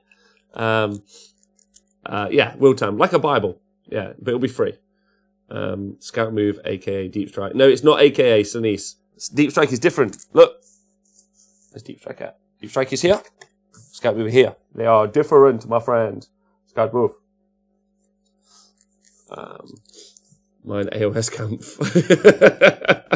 That's what I'm going to call it, John. You've decided what it's called. Mine iOS camp is the name of the workbook now. Scout move after deployment as per units. Yeah. Mr. Kapowski, don't know. Scout move after deployment before the first turn. Smashed it. That's right, Shinerson. Models on the Shadow Strike Star Host. Good shout. You've nailed it, Mackie Mac. Actually, I'll write a couple of these down just because that would be useful for people to know.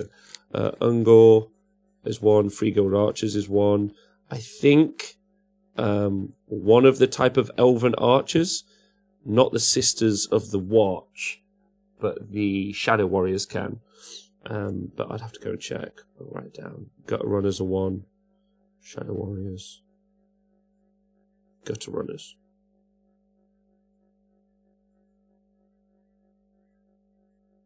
So that's, oh God, this is fun. You guys doing that. Is Scout move a good term? Very Games Workshop focused. Yeah, it is. It is, because, like, what? Scouts have existed before Games Workshop existed. It's still, the whole point of this is that I'm hoping that anyone from any game system can use these terminologies really well. So, we'll go through that in the future.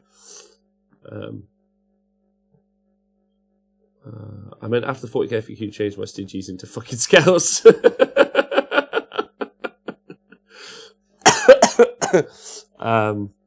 So yeah, Scout move is move after deployment, but before the turn. Now, we've already covered it on the show, and some of you may not have joined us.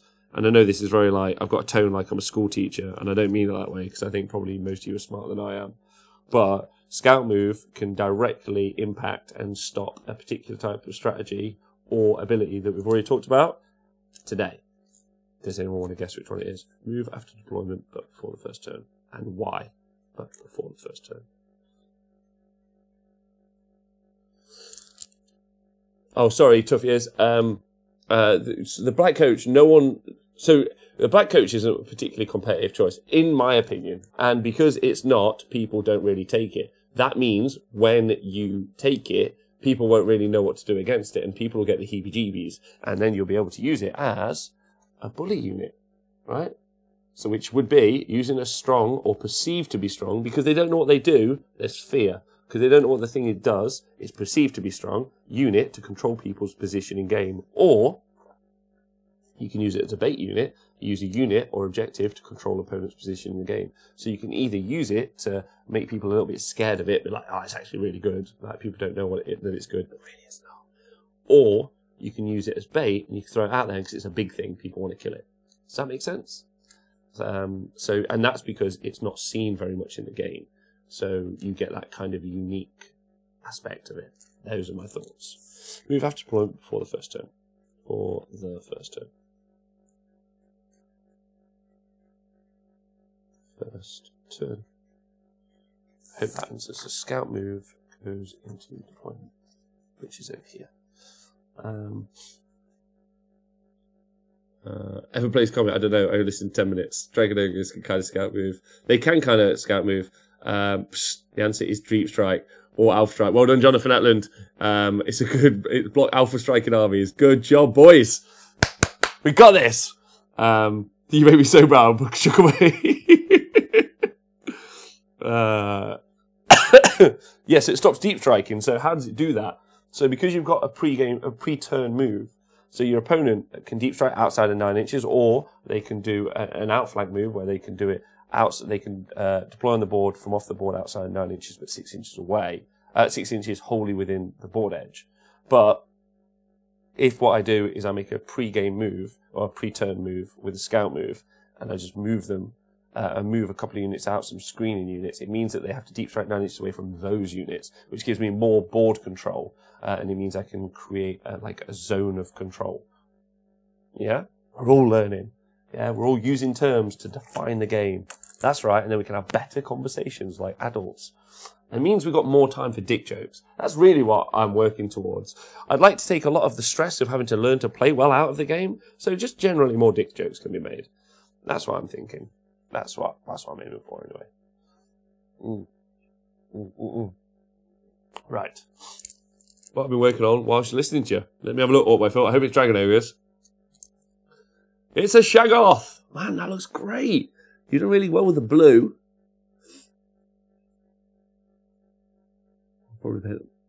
Yeah, man, that looks really cool.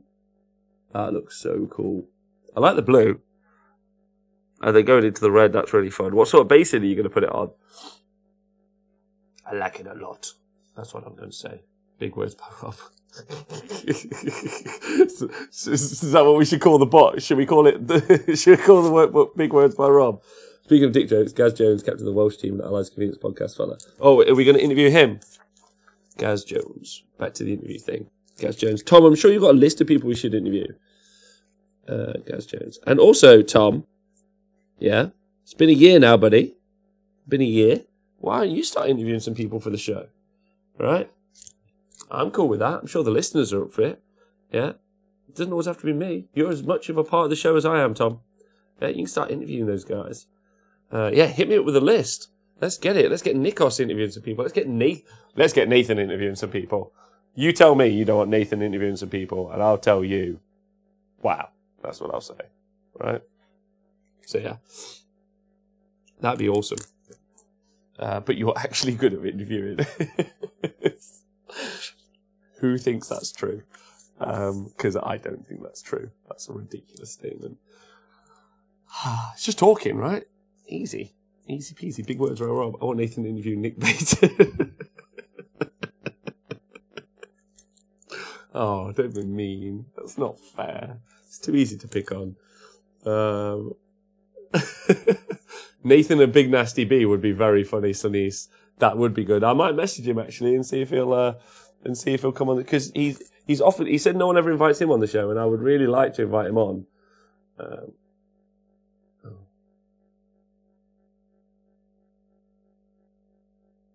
Sorry.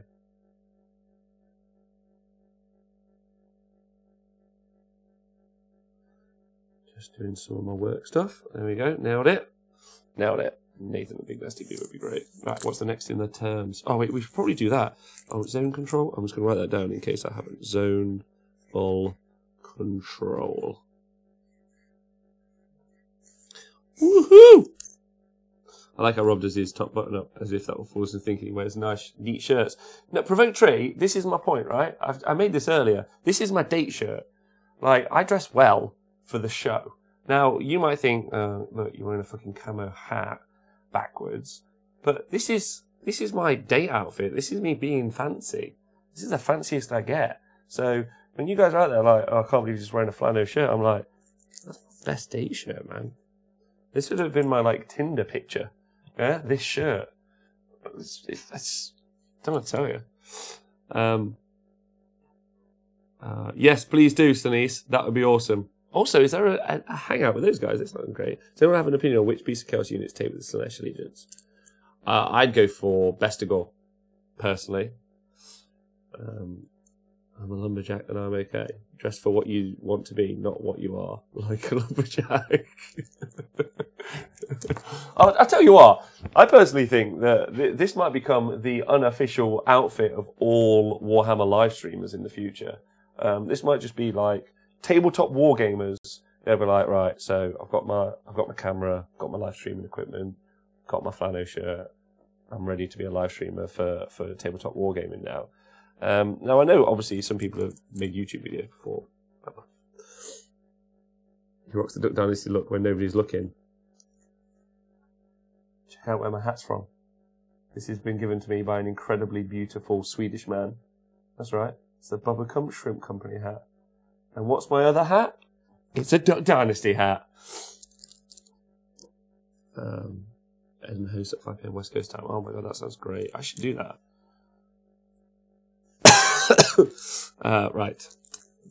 It's called a No Dad. No Dad, don't make me wear it. What, my hat? Or my outfit? I look great. This is great. So zonal control. Does anyone want to help me with zonal control? Zonal control. I say it a lot and I know what it means, but if I had to write it out, whew. So zonal control. So controlling, or is it just board control? And zonal control is just me being different because there's no zones in Warhammer or Age of Sigmar, right? Zones of control. It's board control, right? It's board control. That one is out. That's right. Thanks, John. Appreciate that. You gorgeous, gorgeous man.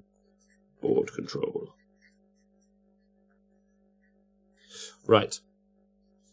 It's called board control now.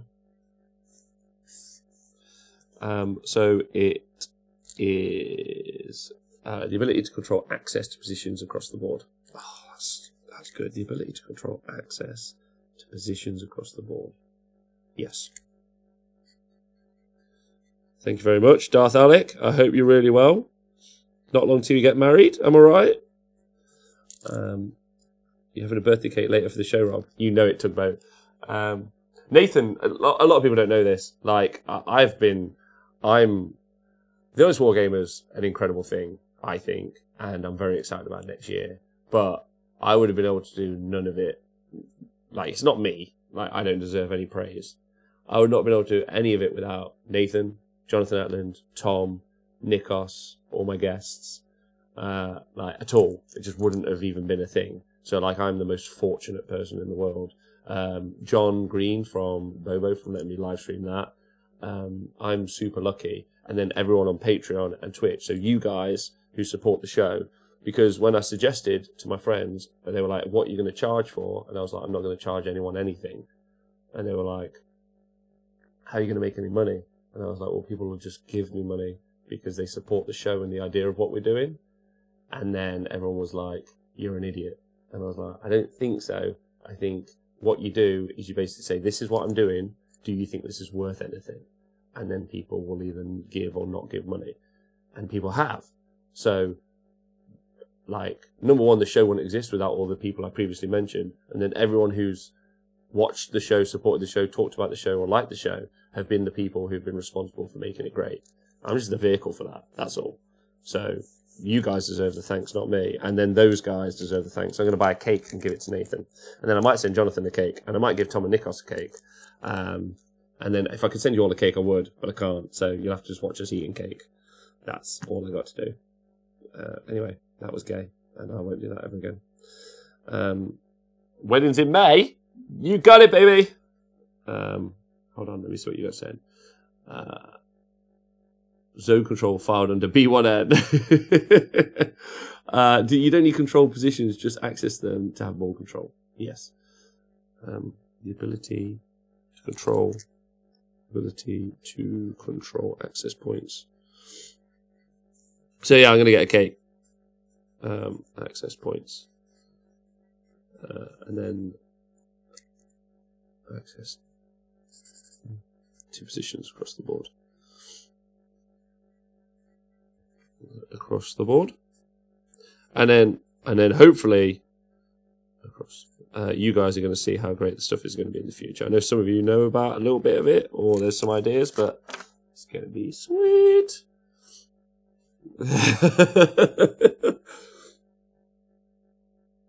Donaldinho, I still think it's a crazy model, Rob. Never a truer word said.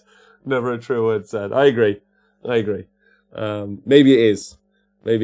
But I like the idea that it's sponsored by, like, Donaldinho. Like, it's people like you, Serbator, Chuckabutty, Jonathan. It's sponsored by people who want the content that they want, and they'll pay for it because they're like, I like that, and I want that. Which is why we don't change who we are and what we are. Because we're not trying to sell to the most people. We're just selling to the people who want to buy. Yes. Right, yeah. Thanks, Yorkshire. I hope you're well. Nation, avocado cake. Can't have avocado. Can't buy houses because of all the avocado. The ability to control access to positions across the board is board control. So, you would use, we can start putting it together now. And this is going to be really fun when I can show you. So you can use, no, not that. I need this though. You can use a scout move to create board control, which inhibits deep strike. Yeah? or you can use Deep Strike to bully people to create board control, right? You guys starting to get it, how it all works together? Now, obviously, that stuff you probably all knew anyway, but as we go forward, or as it goes into a workbook, I'm hoping people start to put those together. Really good gamers aren't going to need this help, but everyone from noob to average doesn't need the help, but is going to have access to the help. So it should be great. But see you later, Tuffy. I hope you're really well. You have a great day. Chucklepick TV, Dan has written it on the bathroom stalls over us. Wait, what's my private nickname? Oh, no, Dick Cake. Happy birthday to us, Wargamer. Time flies when you're awesome. Thanks, Grubby. Massively appreciate it. Thanks for being here. Wandering Rogue. Hope you're well. Everyone will benefit from a common vocabulary. Everyone will benefit from a common vocabulary. That's why I'm making it. I'm so glad you're on board with the idea. Thanks very much. That's why everyone should speak English. Right? Zyko, how are we going to get it? Is this all if we just have subscribed on Patreon? Nope. It's going to be free to the world. So everyone's going to have access to it, Zyko. So like, Patreon is just paying for me to spend the time to do it. But it's going to be free to the world. It'll be downloadable and print outable. So the final version of what I would like, because it's going to be V1, is I would like it to just be a link. You click, you can download it at home. Maybe what we're going to do is we're going to create a binder. So you might be able to buy an Honest Wargamer binder if you super like it. So then you can just clip in the pages. It's like, cool, that's my workbook. And then you work through it. And then if you need to reprint it out again. And then as we update it, because I imagine I'll get loads of feedback and changing it around. So then V2, same thing. You'll just download it for free. It's all free. And you can print it out again, put it back into your binder, fill in all the, because there'll be lots of questions for you to fill in. And homework, and you can like turn it in, like get your missus be like, I've done all my homework for my gaming. She's like, yeah, okay. All right, well done. Or if you've got kids, you know, they can fill in all their homework and they can read it all, and you can be like, okay, you can go play your tournament now. You know what to do. So that's the idea. This sounds useful. Can you write up a flawless guide on how to win 5 games with Dispossessed? Provoke trait, I can't, but Dispossessed Dan can. Jonathan and Nathan probably will. Posted the Discord people I hope you interview. Thanks, Tristan Gray. World Games Workshop have access to it. I'm sure something very similar from them will come out sometime soon. Thanks very much, Tristan. I'll try and write them down. P.S. I'm out. See you later, Tristan. Have a good day. Every other page should be transparent so you can dry white notes onto the next page as your armies, etc. change. Matty, thanks for subscribing. Really appreciate that. Means the world. Namaste. And also you've done it with Twitch Prime, so that means it's free. Free to you, but I get 70p, which is great. That's wonderful. Please. So if I have 170p's, I've got £70. Nailed it. Maths. Fucking brilliant. That wasn't embarrassing at all. Right, what's my next term? Anyone know? Does anybody know? Here's my book. Right. Advanced deployment. I don't know what it means right now. Right, DPR. It's an in-game term. DPR. Does anyone know what a DPR is?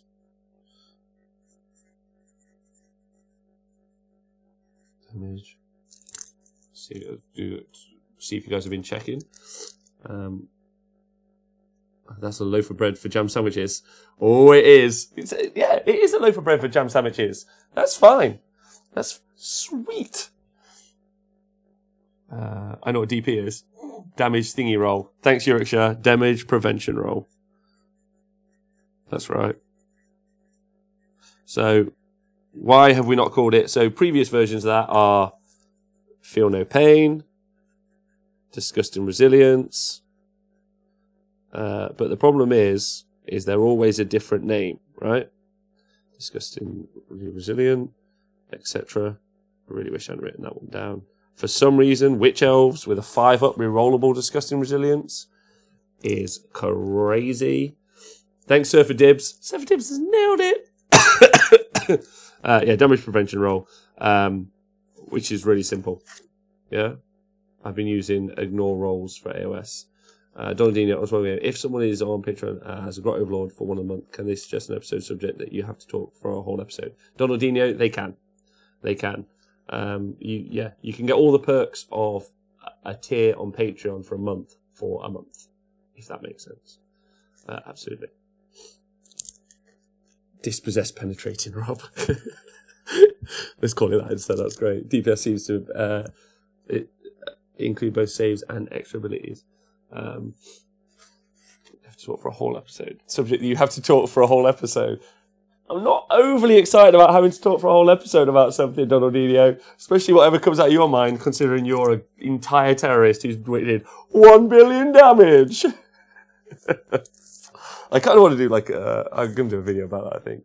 Right, damage prevention roll. I don't know where that goes. That's an in-game term. It's going to go over there. Because I don't know. That's why I'm going to need blue tack and a whiteboard. Amazing, the Grot Pillow episode. Oh, no. Okay. Grot Pillow episode.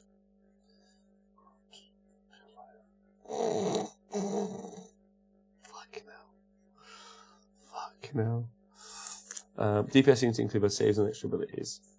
Yeah, so the damage prevention roll, we need a flat term that we all understand when someone says, I've made my save, I failed my save, you do 6 damage, right, I'm rolling 6 dice of a 5-up. Yeah, Deathless Minion save, blah, blah, blah, blah, blah. Yeah, I mean, using the actual name is useful, but as came up when I played a game against WS10 Nick the other week, sometimes actually knowing the names is detrimental, because I can't know the name, although I should try to for the show. I can't know the name of every ability that every unit has in every game. Therefore, just telling me that you ignore damage on a 5+ is useful. So it's a damage prevention roll, right? I'd be on talking about that pillow. Hashtag perfect length. Hashtag no teeth. DPS is overly used as damage in other games, so it might be confusing for us nerds. Yes, but it's not DPS, DPR. DPR. Yeah, damage prevention roll, and then another damage prevention roll. DPR. Right, next up is a screen. A screen. What is a screen, gentlemen? What is a screen, and what does it do? What is a screen, and what does it do? Oh, thanks, John. I'm glad you like this. So we haven't done a show on this in Age of Sigmar yet. This is we did this show on 40k. I've been doing, because we know Games Workshop listen. I've actually, if you listen to all of the content I've done in the past 2 months, you'll be able to understand what the secret project is. But if you don't, then you're only knowing half the puzzle. So,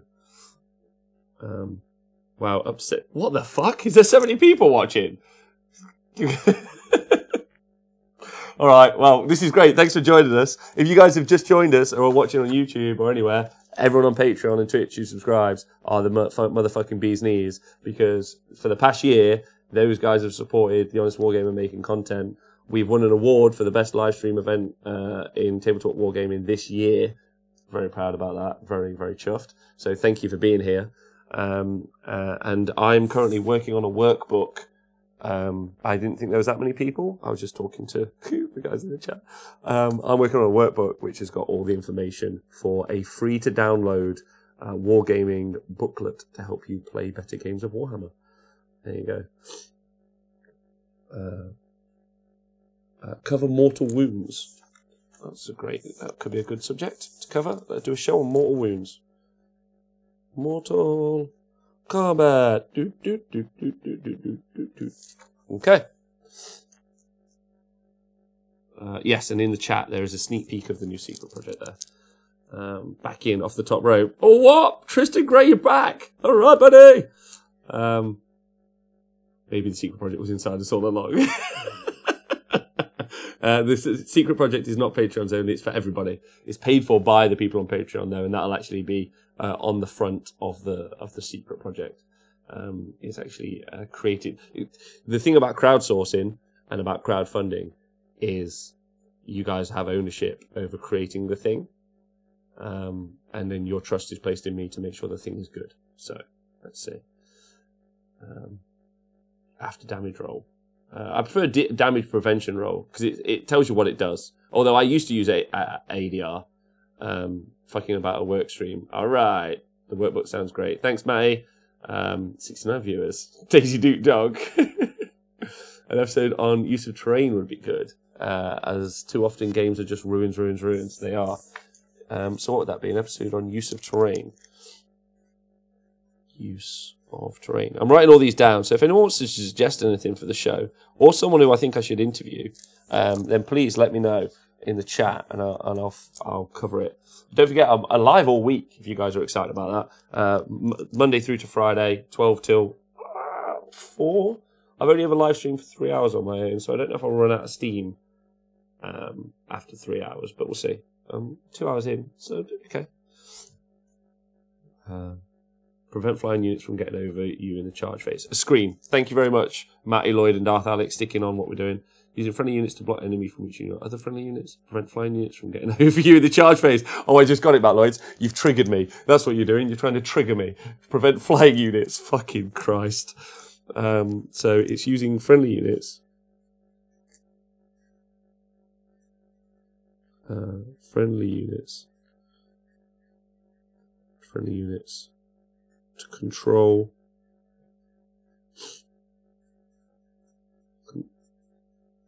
control enemies positioning,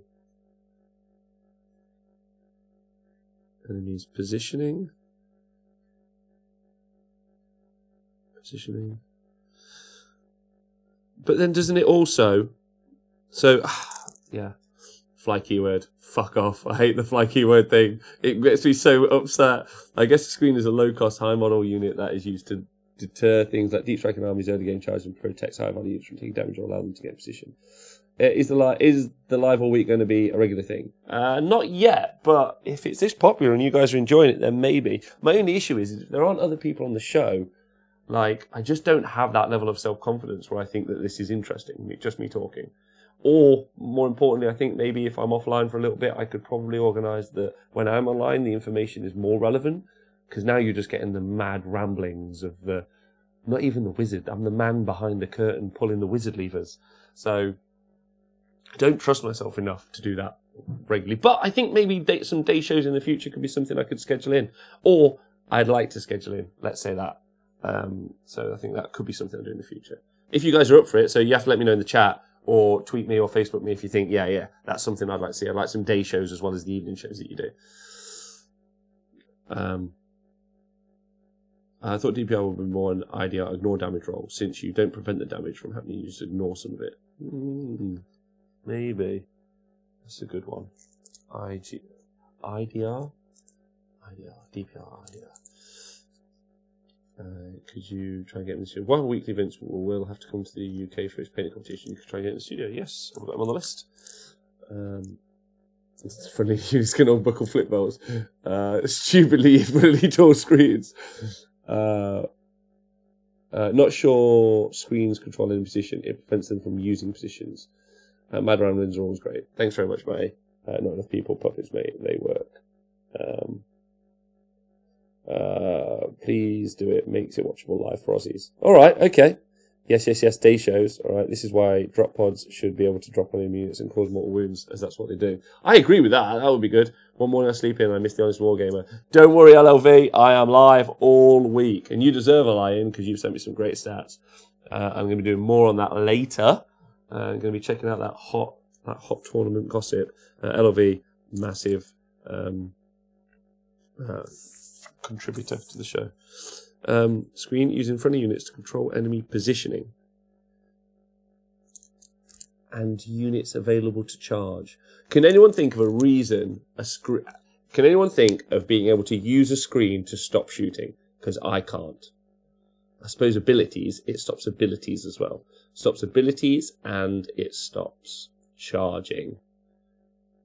It stops piling in, abilities, charging. But does it stop shooting? it saves your shit.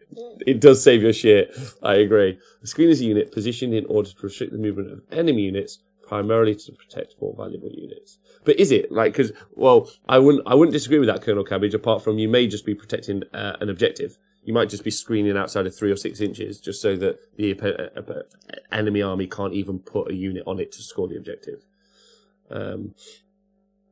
Using protectors as shooting screens. A screen could be used to prevent shooting a character. That's a good point. Thank you very much. Sylvaneth Woods is a screen, I guess. That's true. Prismatic Palisade, stop shooting. That does. That's a good point. So Stormcast minus 1 to shooting. That's good. Screen can prevent short-range shooting on a unit you want to protect. Screen can prevent short-range shooting. Yeah, that's true. You can also push ranges out, say prevent a short-range alpha striking unit. Just Palisade the Woods in AOS for shooting at allies. Yeah, it allies to characters in 40k. So it's not fair to just put charging. So thank you, everyone. I appreciate that. You can force you in shooting at a certain unit, not necessarily. Screens can stop endless spells that move. There's a good screen. A new one no one's heard about. Oh my god, what's it going to be?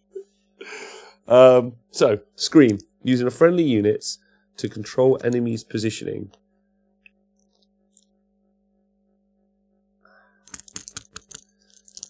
Tell us more about the fly keyword. I'll tell no one about the fucking fly keyword. I'm never talking about it again. It was so hard. I did chapter tactics last night. I did a show on that, and it should be out today. Talking about 40k and LV. I've sent you the stats that they've got. 40kstats.com. You might want to go check that out. It was really interesting. I was reading that. And that's no disrespect to the guy putting it together, but I think actually LV, you've smashed out better information that's more readable. So I just want to say big shout out to you. A screen is a unit positioned in order to restrict the movement of enemy units, primarily to protect more valuable units.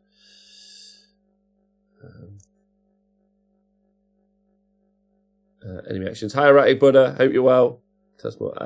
Screen is to control enemy position relative to the units you're screening. So it's more of a close combat screen, but not less screen. Screen has to be in front of something. Screen, that's true.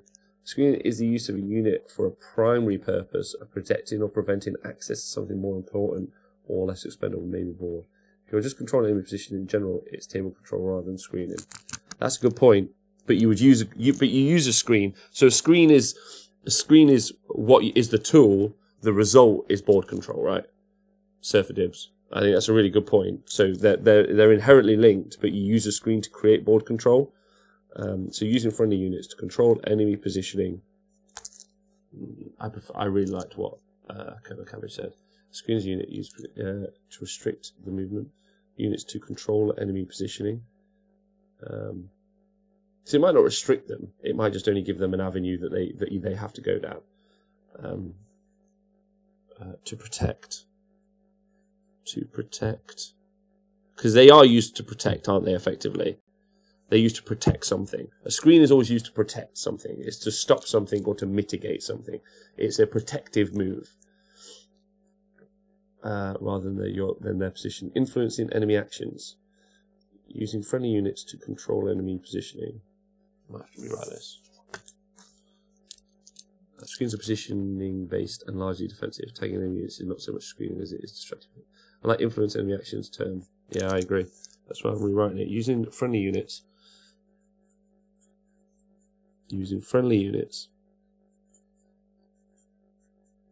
Friendly units to influence enemies' actions.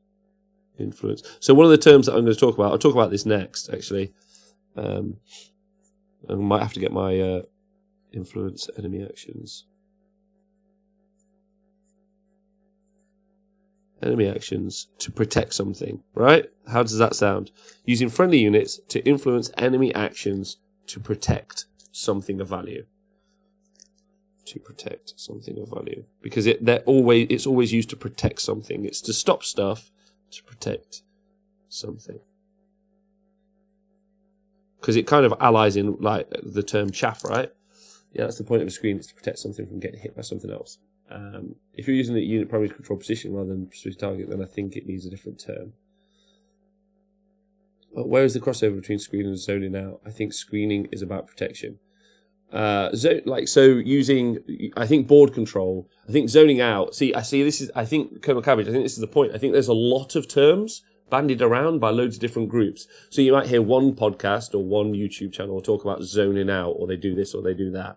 What I'm trying to create, and I'm not trying to create it for me, although I am for me, is I want a set language that I use that has been fairly agreed upon, and I'm just trying to define it as much as possible. And when I put these up, eventually I'm going to have people be able to vote and comment on it. So if a better terminology is proposed, and then that will replace the one that I've written down. So I'm not trying to be the person who makes it all up. I'm just trying to start to get us to have that conversation. And then once we get there, whenever we do a podcast or a show, or we live stream an event or a tournament, or other people do, they can use that workbook and that resource, and I hope that they do, so that just the people listening understand the conversation better. It should really be done by Games Workshop. It won't be, right? So we'll do it. Protect is a good term as well. You want to avoid wording that implies you control the enemy player. Sounds good, Rob. Thanks, Surf Tibbs. Something of value is good, as you can screen objective. Board control. Yeah, so you would use a screen, Matty, to create board control, right? That's the point. Screen. I like being vague with something you can protect objectives to, for instance. Yes, to protect something. Yes, you can have chaff screens and high-value screens. You can use a tough, resilient, expensive unit to screen with. Something your opponent doesn't want to charge to lose the effective screen's chaff unit. However, some units do it better than other, like skinks. Yeah, because then you've got the difference between chaff. You can use chaff to make a screen, or you can create so one of the terms is going to be a castle. So if you've got a resilient, basically indestructible unit, you would use that that can screen well, but that screens like an immovable wall, right? So you would screen. I think that goes in this section. This is in tactics. Fucking hell. Thanks, guys. That really helped, you guys. That was just getting that spot on was not the easiest. So I really appreciate that. And I love that you guys are all having to talk about it. Does anyone, this is going to be good, right? Us all having the same kind of conversation. I'm about to sneak you lovelies into an interminable staff meeting so no one said anything funny or offensive. For example, putting skinks behind your slant to protect from deep strikes and charges. Yes, Matty. Yeah. A resilient indestructible. Oh, you mean iron breakers? That's right. That's what I mean. Bullgrins, iron breakers, or more importantly, infernal guard, iron sworn. Right. So how is this different, gentlemen and ladies of the chat? Bubble wrap. Because I think they are different. They're written down differently. So, a resilient indestructible unit, that's more of a wall than a screen, though. Yeah, I guess so.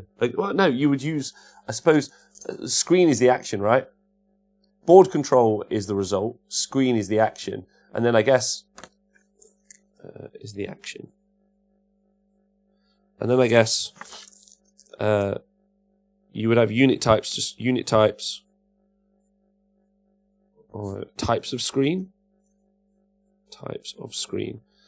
So you could either have a wall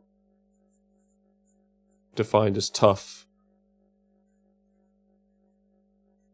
and you probably would want to use a wall unit to hold an objective, right? That's their job. They're a wall unit, you know. Or you would have, you know, your skink line, or your cheap 10-man unit that's just a bag of crap that you want to die, which would be your expendables. But probably, and I don't want to get confused with anything else at the minute, because maybe this will change. But I'm just putting that down. Your expendables, and they're just crap, right? And I know what you're gonna say is chaff, and maybe it's chaff, right? But that's what's interesting. It's a bit swingy. What chaff means in any given game. Preventing enemy actions is the result in my opinion. Well, you don't think board control is the result? Okay. That's why I changed it. That's why I used the word positioning, because I think maybe instead of bubble wrap. Okay, I'm moving away from bubble wrap, and Speaking of Phil, do you see the Legion got their first podium? I did, LLV. I'm actually going to try and do some intense breakdown of the stats after this show, but before me and Nathan do our show. So if you're online, I might be able to send you a ton of messages. But if there's anything in there that you find that's super interesting for me to jump off on, that would be really cool. And I'd love to read through it. Good morning, First Night Stands. Happy birthday, you beautiful bastards. That's you guys. It's your birthday. Happy birthday to you lot. That's what I'm saying. So, next question. Oh, I was going to move on from bubble wrap because I wanted to... Positioning. That's the term. Positioning. Pause here, shining. Right, everyone. Gentlemen of the court. What about getting people into play games in the afternoon? Show us how the pros do it. What, as a suggestion for what we can do? Get some people into play games. Play some games. Yeah, we could do. I think if I'm going to do bat reps in the future, probably will do it a little bit differently. But that would be cool. Again, it's just other people's time. The pros usually give up their weekends to go play. They're more amateur professionals as opposed to professionals. If they were pros, I could invite them on and be like, "Let's come over and play." That would be great. So you can use the screen to create a board control, but it's not the primary purpose in my opinion. Its primary purpose is protect, which board control is one way a screen can do. I've tried.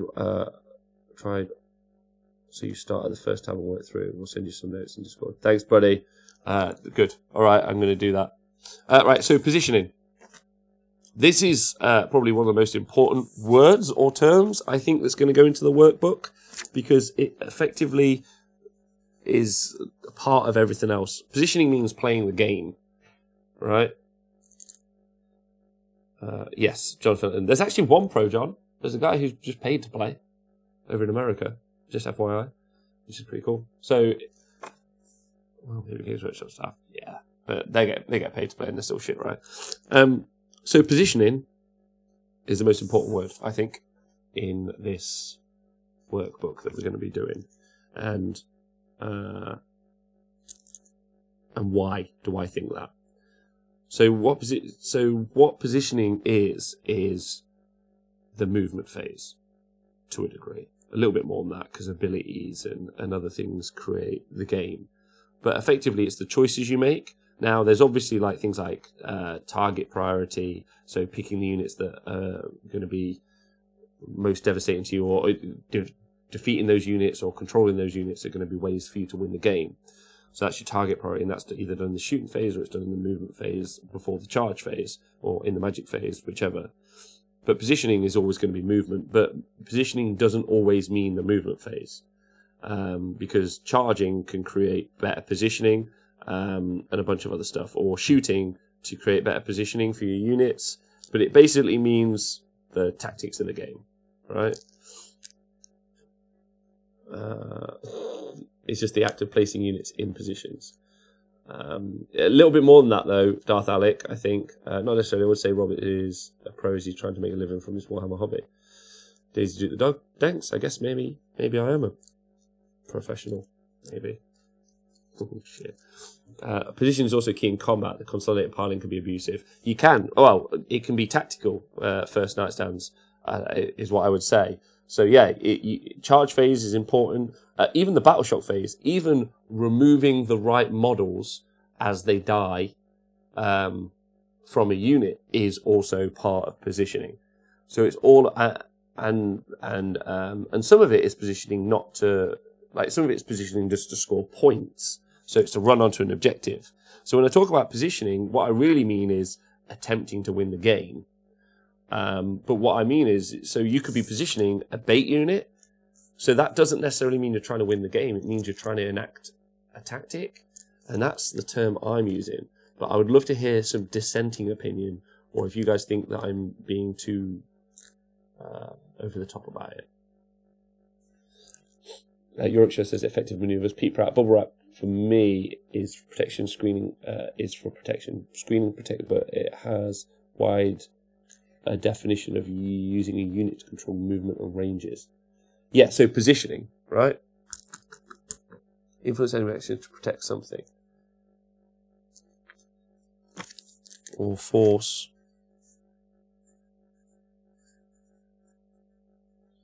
Better positioning. That's why I wanted to bring up this word now before we did anything else for the rest of the show. Because it's just the art of using tactics and actions, right? But positioning is when you're positioning to win. Is this making sense? LRV, positioning, the tactics that are used to be relevant in 40k before the license. You leave. Can we leave the fly keyword alone? Because it's triggering me. Yeah. Happy Inquisitor, thanks for chipping in. Positioning of a wounded model in a unit is crucial. A senior unit of Iron Jaws fall apart because a model on a wound was in the middle of the line. Couldn't agree more. Yeah. Posture is a word I would possibly use. In posture? Posture sounds like it's going to be something offensive though. What's your position on this? Lol. Elevate before anyone dies to a strong alpha turn 1. I'm going to keep using the term.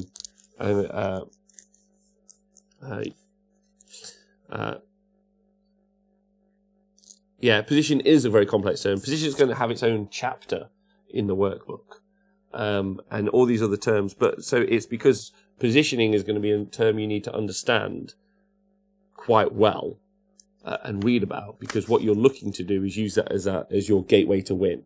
It's enacting actions to win. Making decisions,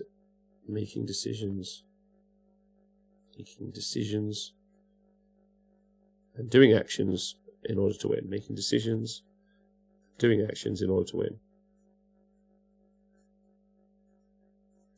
Doing actions in order to win. In order to win. That's what it is. Thanks, Joe. Thanks so much. A year. Can you believe it? All right.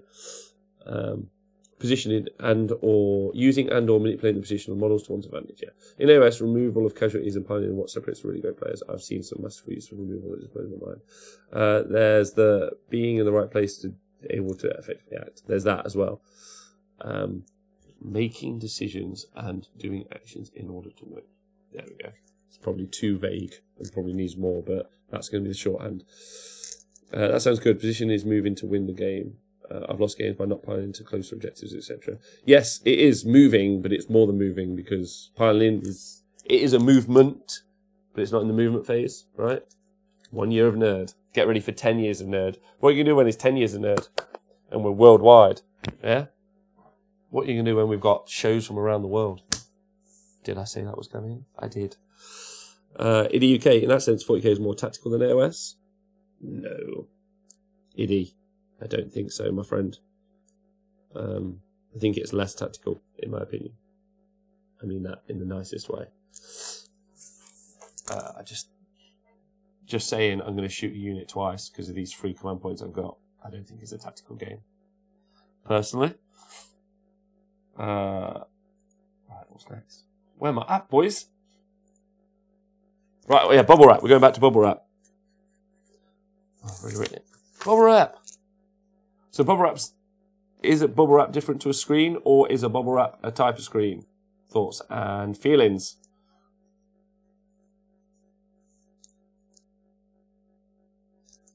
Is being in a good position itself an action? Yeah, of course. But a position is different to positioning. I know that sounds over the top. I know, but we'll get there.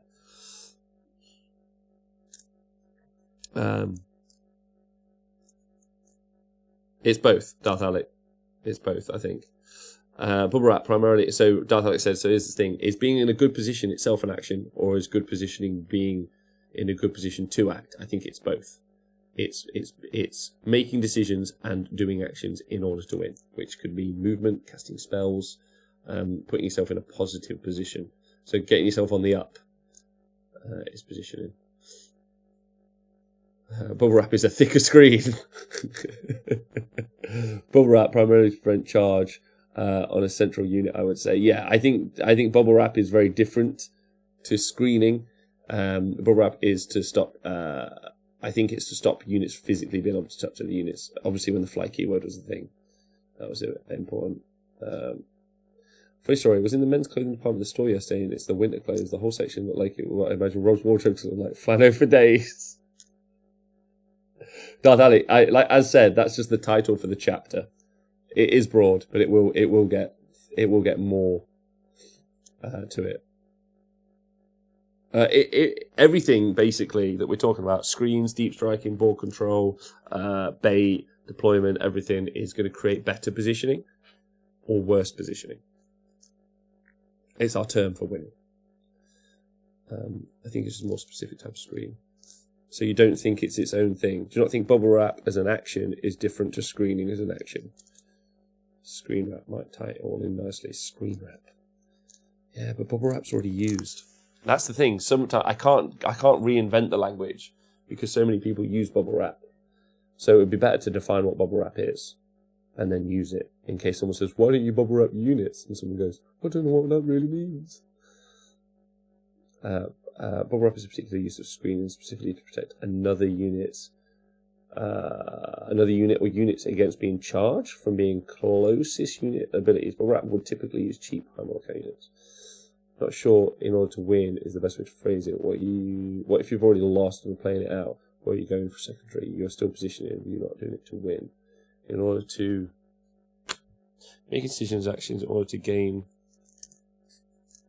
the best advantage. In the best advantage. How's that? I agree with that, is what I'm trying to say. Colonel Cabbage. Best advantage. Screens are more chaff. Small units prevent. No, screens can be something else. Do you want to hear what screen is, Joe? You've just joined us. You missed the screen bit. Screen is an action. It's using friendly units to influence enemy actions, to protect something, or force better positioning. We use bubble wrap as a term when... Yo, Tezza, how's it hanging? Would you use bubble wrap as a term when a unit prevents your opponent from moving on to objective? Would you use bubble wrap as a term when a unit prevents your opponent from moving on to an objective? What? So yeah, but you can bubble wrap. That's why bubble wrap's an action, right? Because you can bubble wrap a unit or an objective. It's physically stopping units from reaching a target. Yes? Using a unit to physically... I suppose I've always used a bubble wrap for my slan, but this is the first time I called it a bubble wrap, if that makes sense. I've always used the term screen. Yeah, okay, that's right. But I don't think, Matty, do you think, now we've talked about it a bit, Matty, do you think that you've been screening or you've been bubble wrapping? I suppose there you've told me already, but bubble wrap typically makes it physically impossible for an opponent to gain access to a unit or objective, yeah. Using a unit to physically stop. I don't know why we're using physically, though. Using the units...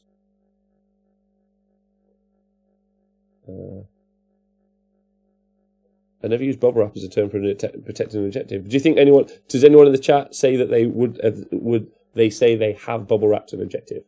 That's what's interesting. Using units to physically wrap around a friendly target. Not a friendly target, because a target to control the enemy. Control the enemy.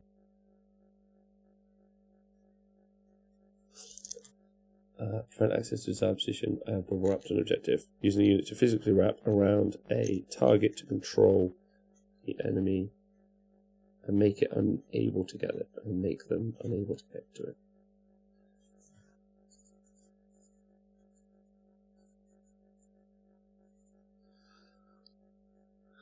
Unable to get to it. Cool.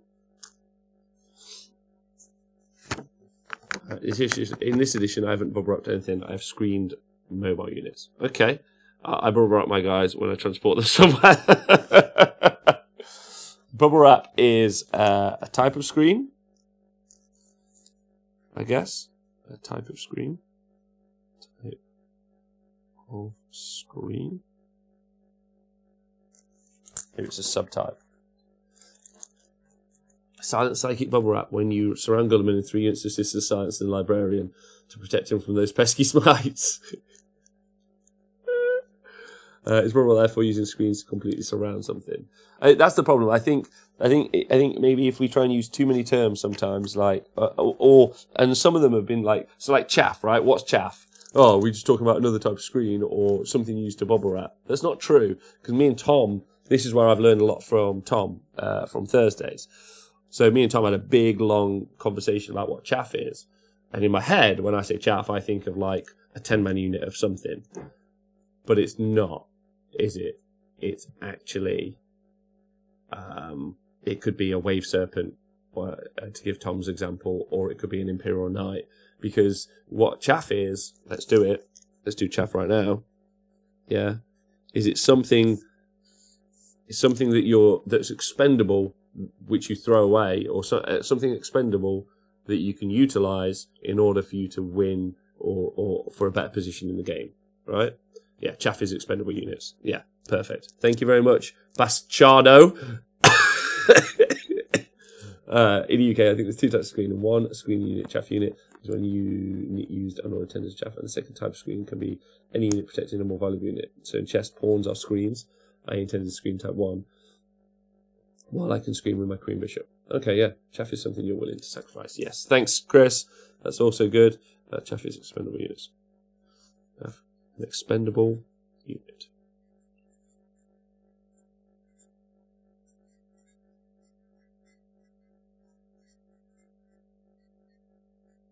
What would be really interesting is to play a game and like write down your turns and like have maybe some key cut, like let's say you've got like 11 units, right? You just get like 11 bits of paper and just write units on them. And as you're playing through the game, when you get to a turn, just be like, in turn 4, and be like, turn 4, actually this unit has become chaff, or these units have become chaff, and maybe track that over a couple of games and be like, actually all my units became important, but at a certain point, because of all the positioning and all the battles and shooting and everything that happened, different units became chaff because they became useless. So, like, you know, you're playing against one Imperial Knight and 800 Guardsmen, let's say, and you've got a ton of plasma guns, or a ton of las cannons. Those las cannons kill the Imperial Knight. Done. You're great job. And now they're kind of chaff because they're just not doing anywhere near as much against for their points versus infantry. I mean, it's still useful, right, killing guardsmen, but I think that makes sense. Everything in the game is expendable. It's not chess where you have a king to protect. Chaff is the most expendable thing that you all sacrificed, almost by default. I think it depends, Happy Inquisitor, when. No, a unit becomes chaff at a certain point. And maybe at the start of the game it's already chaff, but I think that's right. Big Goldfish, thanks for subscribing. Hope you're doing really well. Chaff is everything in the Death Army. Isn't a distraction card effects if it expands unit like a wave serpent or a knight? No, because that's different. That would be something. That's a bully unit. A distraction card effects is a bully unit. It's something like distraction card effects is a. In fact, I'm going to write that on a bully unit. It's something you use to abuse your opponent's positioning. So that would be destruction card effects. I'm just going to write that down as an example. Thanks. This is the first time I've talked about this out loud outside of like my local group of buds. So this is really helpful. Thank you. Chaff, an expendable unit. It's going on the board just to trigger Nathan later on. That's going in there. Big Goldfish. Holy shit, I'm late. I managed to weather a charge from Neferata with -3 to hit bubble, 2 Vampire Lords, Zama Dragon, and Bloodseeker Pelican, and I lost 25 Ironsworn. That's right, because they are a wall unit.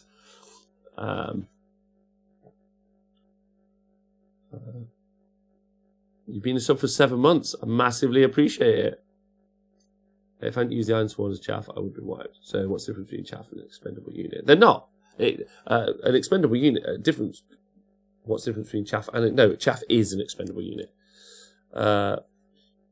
Right, you must have done doing that. It's good, I'm glad. Distraction card effects is more of a bait unit. It is. A bait unit? Is it, though? Because, well, it depends. If a card effects can do no output, then it is a bait unit. If a card effects can kill stuff, if left unattended, then it's a bully unit, right? And every unit is chaff under the right circumstances. That's where, Jonathan, I learned a lesson talking to Tom from the 30k show where we did this. Everything can become chaff eventually. Like, it just depends on the position of the game, right? Robert, you putting 1,000 monkeys typing at a typewriter concept into practice with this Twitch chat? Almost. I mean, there's not 1,000 of you, but it would be cool if there was. Yeah, is chaff expendable are interchangeable, then why? If chaff and expendable are interchangeable, then why use chaff as a term? Because it's a term people already use. So that's why. Because people already use the term chaff all the time. So what it is defining what it is, so people can explain. Like, I haven't put a cheap expendable unit. It's an expendable unit. So a unit that isn't important to winning the game, right? I think.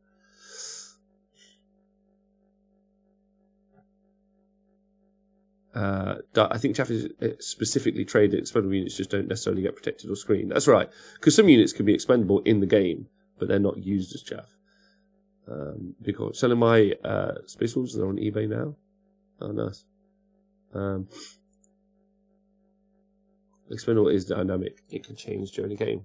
It is. It can change. I think that's great. This is cool. Should record this. Some smart shit, not being said by me, just read out by me from you. So bully unit we've covered, support unit we've covered. We have not done yet. Support unit. So next up, gentlemen, is support unit. You guys are up for that? Where are we at? Support unit. Woohoo!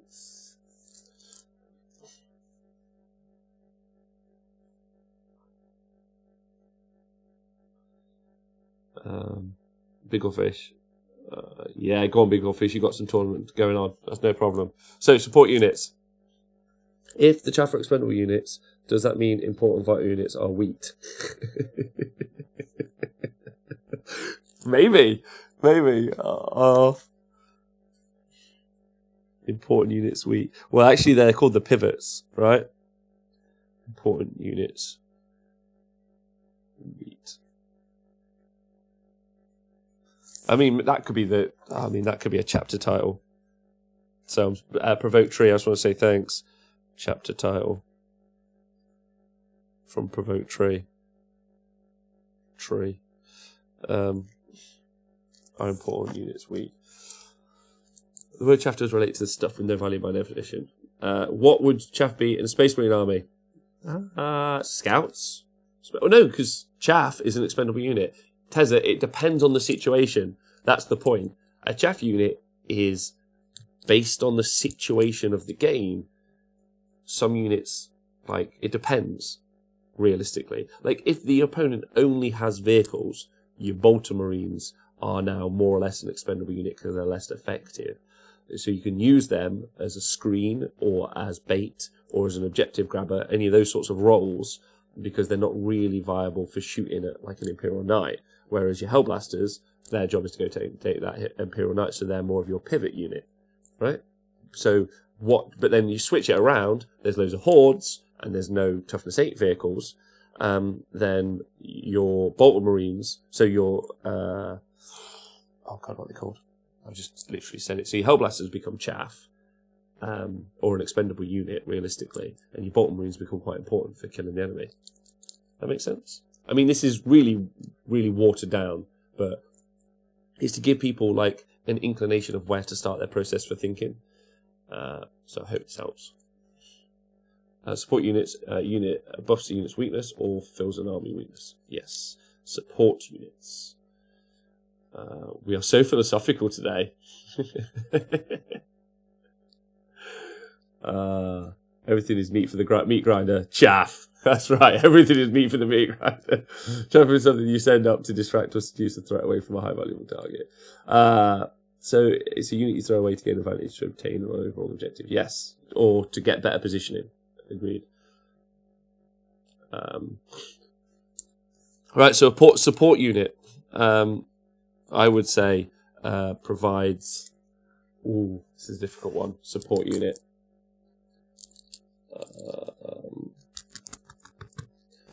we all know what it does. It buffs something, right? Like, or it heals something, or it it provides a bonus.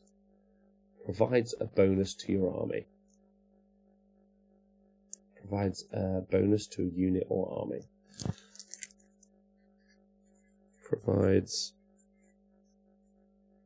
a bonus to your army. I'm just going to put that. Support unit is a force multiplier. No, because not all... No, Happy Inquisitor, a force multiplier is a different thing. So force multiplier is different to, like...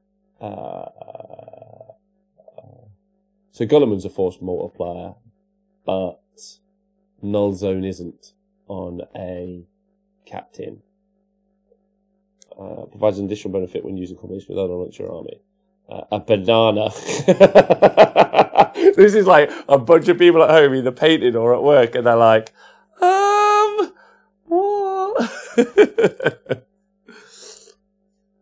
That has no strength on its own, but improves the output of other units. Yeah, but provoke tree. So saying it has no strength on its own, like Gulliman has strength on its own, regardless of outside of context of the bonus of the supporting role that he plays. I'm not sure I would call it a support function. Well, yeah, maybe. Plus crit is like the definition of a force multiplier. Sorry, thinking of central intelligence. Debuffs are a support function, or are they? I think debuffs are a support function. But maybe it should be defined out as away from a support function. It should be a support function and a control. So, like, a support unit is obviously a buffing action, usually, and then a debuff comes in the form of control. So it's support and control. Support versus control. Right? Because that's what it's called in Magic, right? They're control decks. They stop your army being able, your opponent being able to do something. I think. Gulliman is overachiever. If you force multiply, you should see the secret standing there with a massive boner.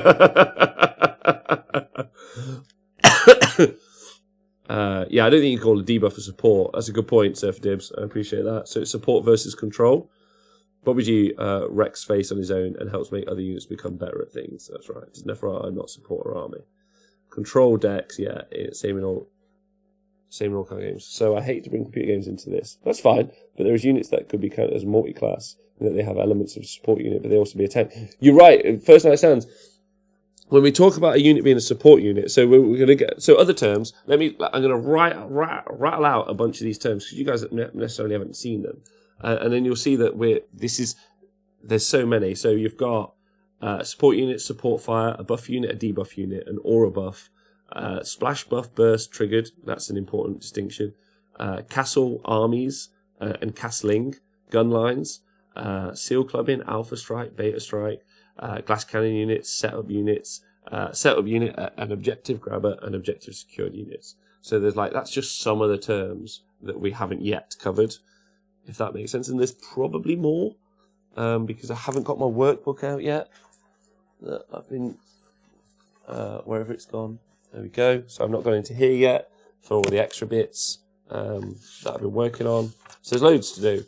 So it's not going to be finished. I've promised the secret project manager that this is going to be finished by the end of next week.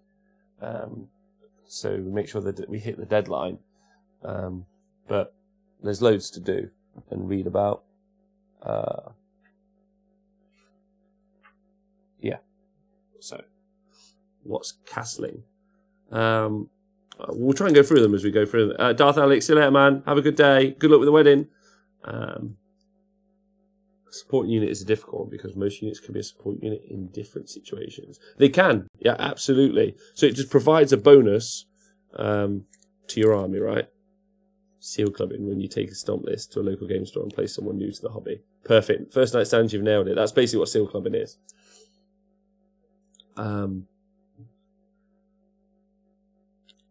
Seal clubbing is like taking OP net list to first timers event. Yeah, it's just going and kicking people's faces in. Because you learn nothing, right? If you can just walk over people's armies and them as players, seal clubbing, I mean, what have you really learned? You've learned nothing from the exercise, and neither have they, more than likely. So it's just a term to define, so we can talk about it. So when someone goes, there's a guy doing this particular thing, it's like, well, he's seal clubbing. Like, it doesn't really... that sounds fun. Yeah. It's like going competitive to like a Horus Heresy event. It's like, stop this! Jay, I've been on the receiving end of a clubbing then. No, buddy, I'm so sorry. It's just on the cry emoji. I've had a terrible time and I haven't enjoyed it. I'm sorry, bruv. That can't be fun. Yes. Let's just see where I'm at. Sorry, head spinning a bit. Told you. What are we at? 3 hour mark? Yeah. About 3 hours, I think, before I need.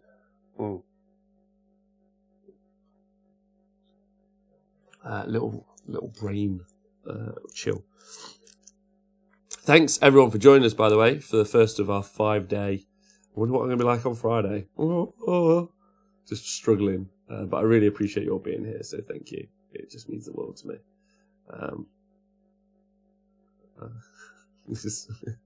Yeah, I'm hoping you guys enjoy the book when it's done.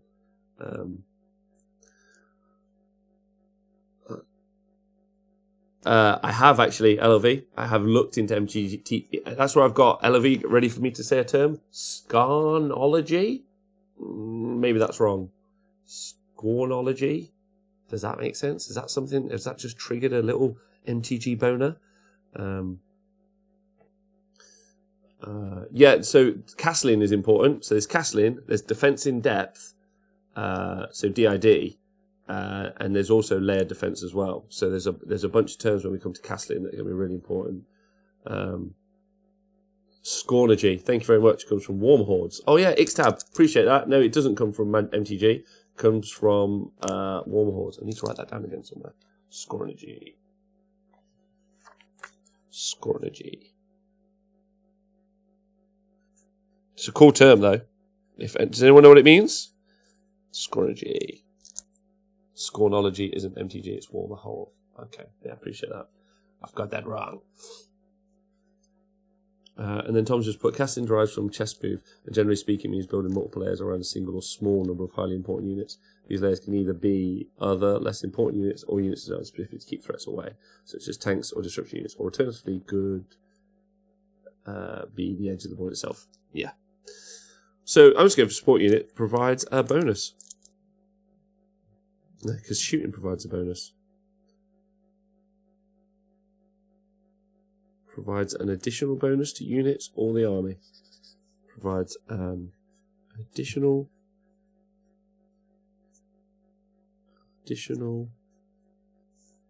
bonus to the units or army that wouldn't be there without it. Units or army that wouldn't exist without it. That wouldn't exist without it. Exist without its presence. Without its presence. There we go. That's support unit done.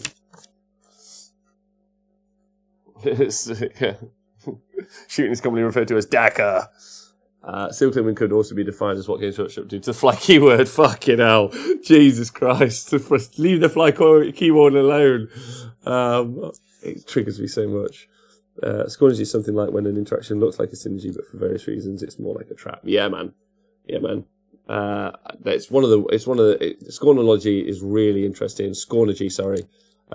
Because you see some people kind of like plug a couple of things together and then they go, look at my synergy, and I'm like, I don't think it's not as good as synergies you get from something else. Thanks, Donaldinho. Hope you have a good day. Thanks, ma'am. Back tomorrow. I think you need the term dedicated support unit. That is their prime role. Yeah, I guess. Well, see, if a unit can be a support unit, a bully unit, and I suppose really all you do is you give it stats. So like, you know, a slaughter priest for Khorne for Age of Sigmar is like high on the stats unit, high on the support unit kind of stat, but is a little bit lower down on, well, would be a lot lower down on its bully unit capacity. But as bait, it's up there as well, because it could be really good bait, right? Support unit fulfills a weakness. But they don't in sometimes, Joe, like, because it doesn't just fulfill a weakness. A support unit also gives you reroll 1s or rerolls to hit or exploding mortal wounds on 6s, right? None of these terms are mutually exclusive. Yes. Yeah, they're thanks, Fluxy. Yeah, they're not mutually exclusive. Yeah. It's like invisible keywords. That's right. Mainly, it's a way for you to use a language to define units in your army list. So when you go through the workbook, what you would do, let's say if you were to take an army list, in fact, let's take my army list from the heats just gone, right? Yeah, let's use my army list from the heats that's just gone for Age of Sigmar. So my support unit, let's take all this shit. So my support unit was my 2 wizards, my demon smiths, because they could cast spells that I needed, and that's really all they were there for. So stat wise, they were quite high in the support unit, although they could do mortal wound shooting, so that wasn't too bad. And then also my general was a support unit because he could make it so that I could ignore battle shock tests, as an example, right? Which only the characters can do.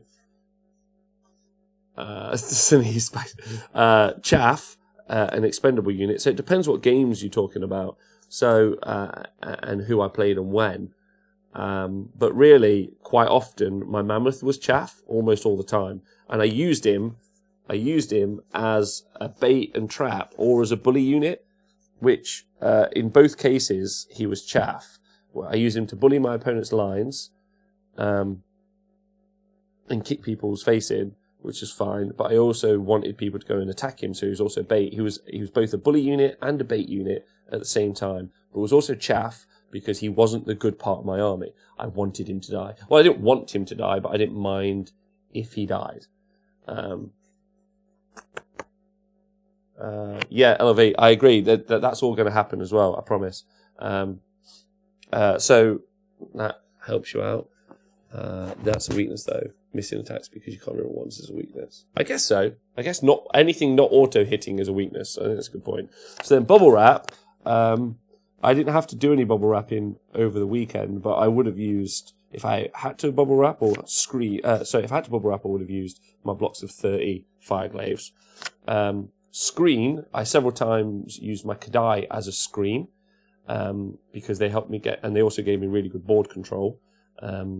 They were just designed. And in fact, interestingly, when I played Nick and lost, if I'd have just used my Kadai as a screen as opposed to charging, I maybe would have won that game. So I hope you see that they've all started to... Now, that doesn't... Now, some of those terms change over the course of a game, but having those terms means I can start to work out what I might do with them. It's like, what can they do? Like, yeah, they can do attacks and they can run in charge, but what does that mean tactics-wise in the game? Ooh, I hope this doesn't sound like shit. I hope this makes sense, right? The book should have... yeah, I know what you mean, brother. I know what you mean. So Matty said, for example, I'm thinking my Skink Priest is dedicated support unit. That's all he can really do. Yeah, man, he definitely is all he could be. He can also, at some point, Matty, go and hold an objective or stop a deep striking Stormcast unit on his own. You know, you can deploy him in the corner of that's a board. You can deploy him in the corner just there. It stops them deep striking all around that corner. So that's quite useful. So, but that's a support role as well, realistically. Screen is a support scroll. Roll? In those words? Let's go find those words. Right. Woohoo!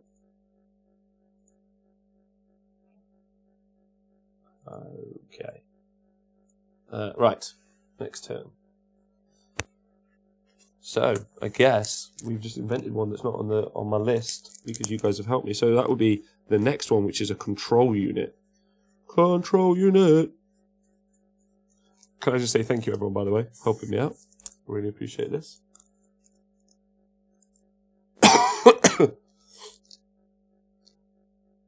Found a good unit, by the way, to get a better and cheaper Castellan buff. What is it? Oh, it's the Plague Priest. Nailed it? Have I nailed it?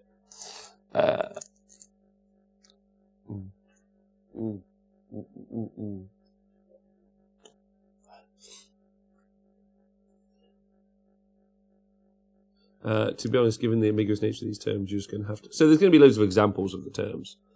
And yeah, first night stands, that makes loads of sense. Yeah, that is what we're going to do. We're going to define a language, use it, and then if people don't like it, that's fine. But what it should do, and what I'm hoping it does, and this is really key, like someone in the chat said earlier, I'm hoping it makes everyone be able to play better games of Warhammer. And so what I'm hoping is because they're learning and someone's done all of the legwork for them to just fill in a book and play better games, as long as they read it and learn it, then we should have better hobbyists. And I would really enjoy in the future, you know, some 5-star review, you know, on the front of the book. Help me win a tournament. It's like, cool. Or improved my gaming output by 50%, or something like that would be cool, right? Are you putting zoning term in the book? I don't think so, because make zoning different to board control, and explain to me the difference, because I don't think there is any. AOS data stuff. I'm starting to read it at 5 o'clock. LOV. That's what I'll be doing. OJ, how about Swiss Army unit to describe a multifaceted unit as a variety of conditional abilities? I just think it's OJ. I think it's okay to give them multiple keywords. It's like it's a tanking unit. That's good. So it's like a really tough, hardy unit. It's a support unit, and it's a damage output unit as well, right? Area denial is still board control. We're just bandying words. I'm pretty certain first night stands. I'm not. Please keep throwing ideas out there. But that's not that. I hope that tone didn't sound dismissive, because it wasn't. I think maybe sometimes I want to be cautious of not being overly complex. So a control unit has abilities.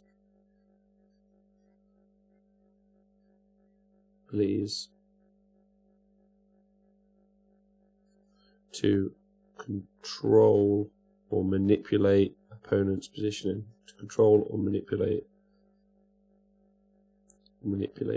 opponent's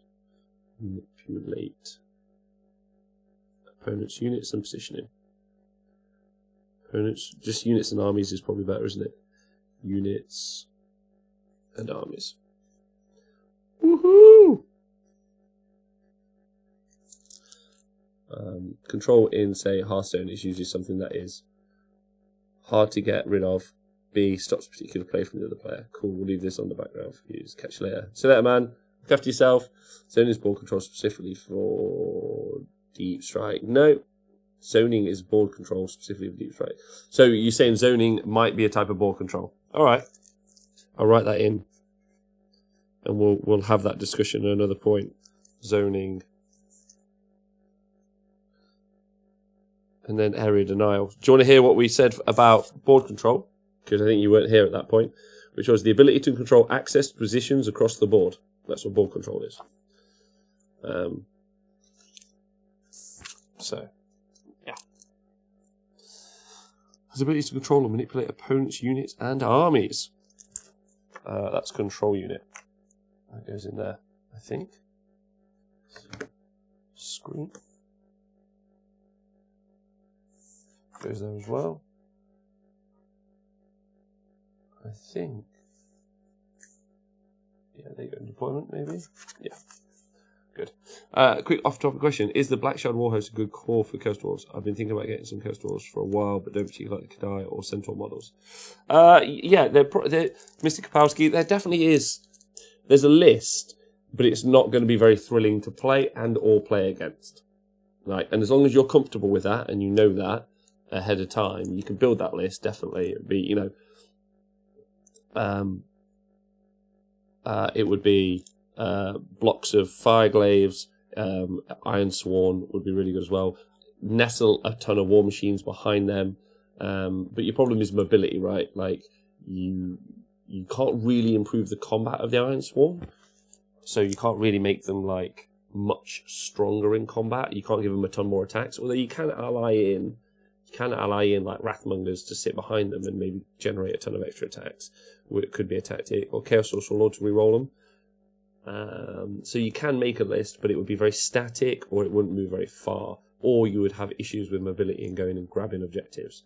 So as long as you're comfortable with that being the case, then there is a good list there that probably no one can ever take off the board because it's too many wounds with a 4-up save. If that helps you, sir. Hey Rob, when's your next live stream from a tournament? Next live stream from a tournament is going to be Crimbobo.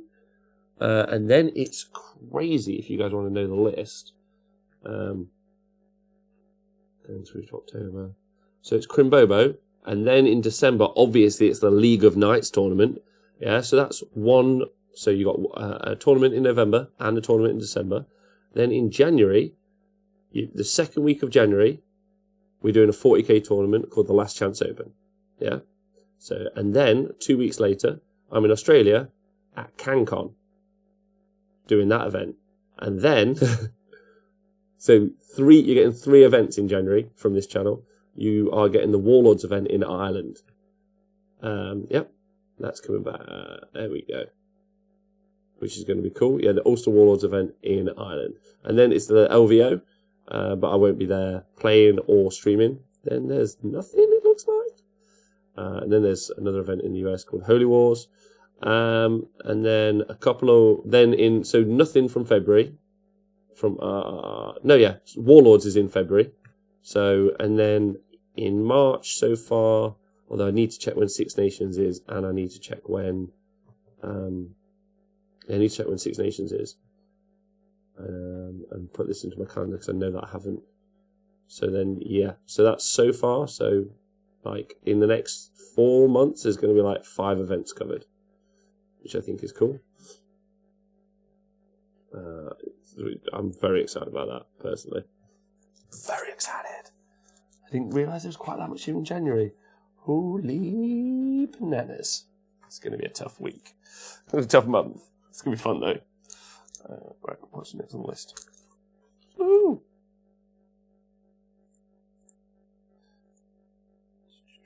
You guys okay? Are you guys okay? You doing good? What are you up to? Let me know in the chat. Talk to me. I'll never talk to you. I'll never talk to you again. Right. What's next? What's next, my dudes? Are you going to Bobo itself? I am. I'll be live streaming the Bobo, though I won't be playing at the Bobo or Boyfo. I shall be live streaming it. Ooh. Holy fuck! I forgot about Sheffield Slaughter. February will be live streaming Sheffield Slaughter. Do not forget Sheffield Slaughter will be live streaming Sheffield Slaughter as well. So February we definitely are also doing 2 events in February. Oh, cool, man. Thanks, Tezza. I'm hoping people really enjoy it when we do the shows. Buff unit, debuff unit. We've covered that, I think. They're now called support and control, right? And then, and I agree, Xtab, maybe there is too much control in 40k. Did you say there was too much control in 40k? I think there's too much control in 40k OS. Potentially. I think minuses to hit really make people sad. We've talked about that before. So let's get into... So we've done that. So not a gunline is, but it's a gunline attack per castle. Let's just do it. Let's write gunline. Let's see where we end up. Gunline. Does anyone know what the gunline is? Does anyone know? Loads of guns. Loads of guns. Hi, Hog and Pin. Hope you're having a great lunch. Loads of guns in a line. No. Just a shooting army. A heavy shooting. No, I don't need to write heavy, do I? Shooting and static army. And static army, I would say, is a good line. Yeah. So what we're doing here is, so we've got gunline. My question is to everyone in the Twitch chat, what are the other versions of armies? OJ, as a similar player who enjoys the magic summoning movement shenanigans, do you think Flesh Eater Corps would be enjoyable next army? Enjoys the magic summoning. I like the idea of replacing Horde and love the more models. Yeah, there's a guy called Bill from America who Joe is trying to help me interview. I need to write down Bill. Bill. FEC, and he has won a tournament over in America with Flesh Eater Courts. I'm going to interview him, and then I hope, OJ, you should listen to that as a podcast, and then if you enjoy it, then fire away. Yeah, that would be the person. I'll ask him that exact question. So it'd be OJ asks.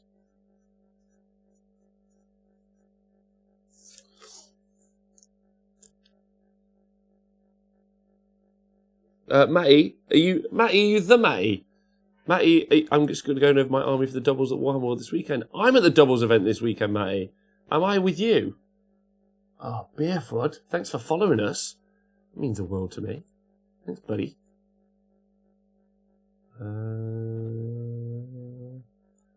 All right.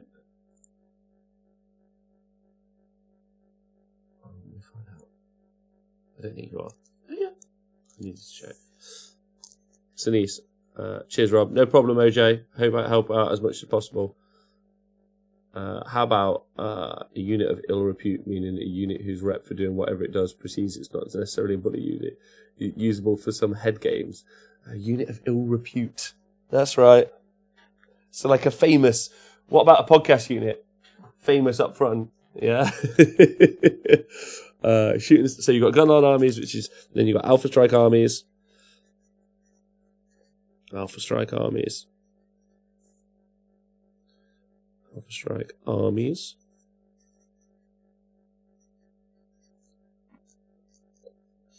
Rapid insertion army maybe until they nerf Deep Strike. So yeah. So that'd be like the blood letter bomb. Ambush army.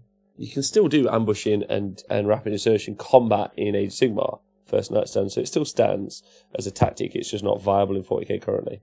Oh yeah, so there's horde armies as well. Gunline, Alpha Strike armies, hordes, elite armies, elite armies. But I suppose a horde army could still be an Alpha Strike army, and an elite army could still be an Alpha Strike army, and both of those two could also be gunlines or Alpha Strikes. So what you're more talking about is you're talking about army compositions as a heading. Composition. So the types are hordes, elites, static. These are keywords, I guess. Mobile. Yeah, so these would be keywords. Can anyone think of any other keywords for an army composition? Awesome. In nothing at all to do with the stream, I found my Big Lebowski mouth mat. Good man. Skews, subcategories, horde, armor, skew. Skews, subcategories.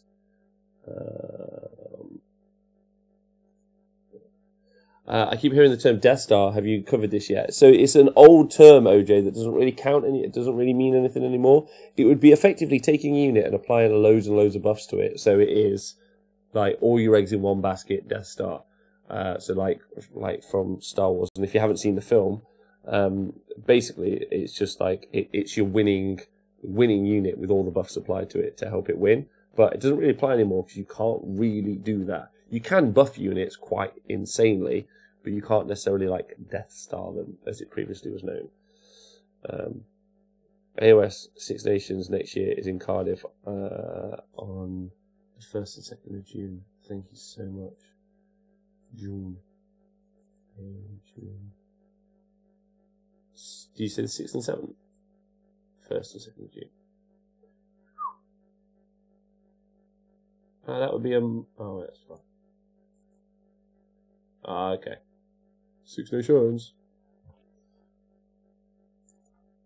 So we are covering that event. It's gonna be fun. Six Nations stream. Save. Nailed it. Thanks, Fluxy. Appreciate that.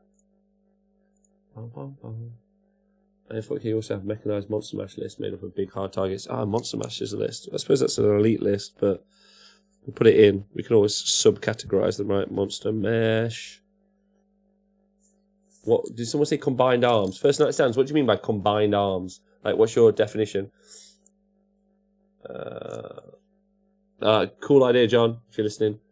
In 40k, you also have Mechanized Monster Mash. What's an army called that relies heavy on psychic casters, and what's an army that strikes hard in the late game, where the player's army's kind of lost its punch? It's a great question. I don't know. Monster Mash is definitely a thing. Mechanized list. Mechanized. Mechanized is a bit 40k, but still a term.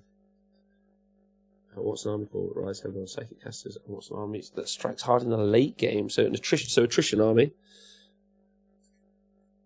Attrition army is definitely one. That's one that does later better.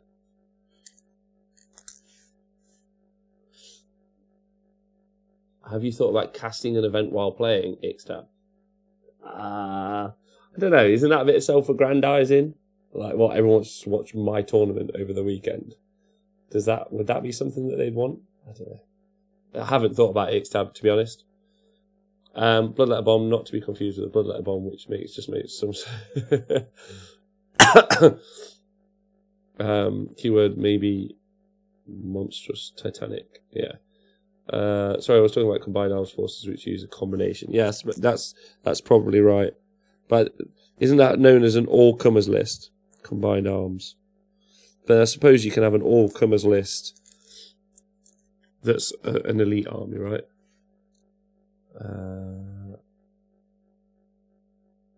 Still possible KO. So you do have Alpha and Beta strikes. Alpha Strike, and Beta Strike. Beta Strike. Summoning armies are great attrition armies in AOS. Yeah, man. Yeah, I've put static army and I've put mobile armies. So I've got like mobility as the key element of the army. Now, obviously, you can have like an elite mobile army or an elite static army. So I suppose these are more keywords than they are anything else. But like we said before, maybe it would be good to give them kind of a sliding scale. Like it's kind of a horde. Like this is the thing. Fucking AOS or 40k is so nuanced that you can't just pick one keyword and it applies. But it can give you some sort of like grounding to give you like let's say, an example, the average wound count in Age of Sigmar is 142 wounds. Then you know anything above that is considered a horde army, and everything below that would be an elite army, right? Potentially. And it gives you some sort of like sliding scale. Whereas like everything being toughness 8 is definitely more of a mechanized, maybe monster mash army from 40k. Datcom, when you say Beta Strike, do you mean what I call counterpunch? Yes. Counterpunch is definitely another way of saying that. So counterpunch. Or countercharge is another one. I use that sometimes as well. So combined arms is about having multiple elements in your army working together. It's not about your matchups. Yeah, okay. Slow play army, an army you take with no intention to go past turn 3. Meta busting list. A useful categorization. I think that would be down to like the preferential streamer. Like that could be your intent. I'm going to delete those and get thrown away. I suppose that's a great question, just generally for the workbook. What's the intent of the army? What's the intent of the army? And just to win is not because some people don't think maybe they code. What's the intent of the army? So this is yeah, that goes in the book.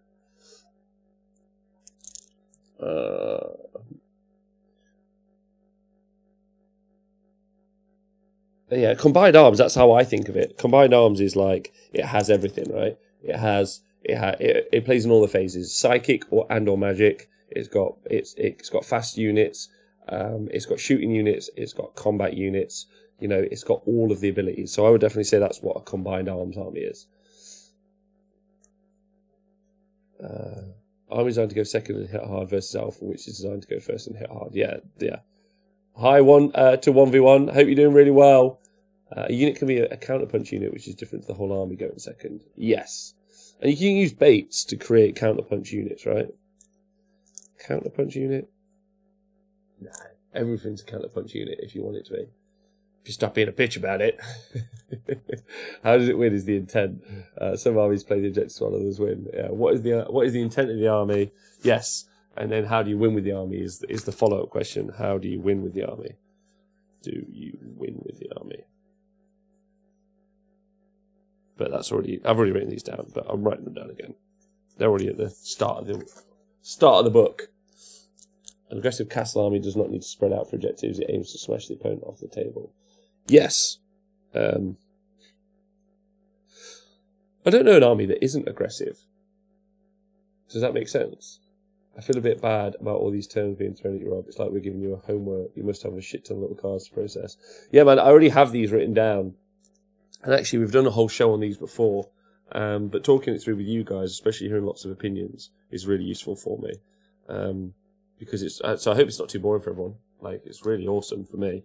But I'm hoping when the workbook goes out. So when I put the workbook out, it's going to be version 1. Definitely, there'll be some problems with it. Like, after about 2 weeks, everyone will go, why don't you include all these fields? We're like, no problem. And we'll update it and we'll improve it. But maybe we'll even do like a monthly workbook show. But I think it's going to be pretty key. Not key, but like it's something I want to create. And I think it's going to be really valuable. Whether or not everyone else thinks so, we'll find out once I've made it, right? That's all I can fucking say. How about a fluff or law-based army? So army composition, types, hordes, elite, static, mobile, monster mash, less attrition. So is a narrative army a style of army? And does it matter? I don't think it matters. Does it matter that it's narrative? I don't think it matters that it's narrative when it comes to gaming. I would say. Maybe. It says a super slow army where your opponent makes first move and heads to the toilet for 30 minutes shit. It's alright if an army that puts incurable wounds on the objective is relatively less aggressive. It is, but putting the models on the objective is fucking aggressive. I'm like, that's my objective, and they're like, nah, there's all these funnels here, they're my objective. I'm like, it's an aggressive move. Yeah? You've been too aggressive with me on that one. Mono Change Host was not aggressive. But didn't you put an entire army in their deployment zone and then made them deal with it? That seems quite aggressive. First answer. There's also an idea of finesse army that may be more to play style. Yes, style is important. There's also denial armies in team events. Denial armies. Beta strike. Denial. Is denial okay if I also stick with tank? A tank army. Or defensive. The big D. Getting on the big D. I'm defensive. At 1 to 1, I will play fighting games. Some stuff that crosses over the tabletop game. Counter-attacking, gaining advantage, pressuring opponent, reducing opponent's options, and etc. Yeah, pressuring is going to be one of the terms that we cover. So I guess there's army composition. Is that. And then you have you'll have types. So an attrition army might be. So I suppose what you do is use these as headers. So a hordes army. Like, is it all a hordes army, or is it like a hordes combined arms army? Like, it fulfills the requirement of what we would naturally consider to be a horde element in an army, but it still has other elements as well, right? Okay, I'm going to take them off for a minute. I do not think aiming to win without needing to kill stuff is aggressive, or else the word aggressive just means trying to win the game, so it's meaningless.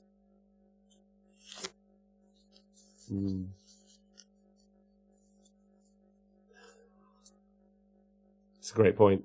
But Happy Inquisitor. But I don't really know how then to contextualize that. Because shooting is aggressive, sitting on an objective is really aggressive. It's being defensive in its aggressive nature. But it is...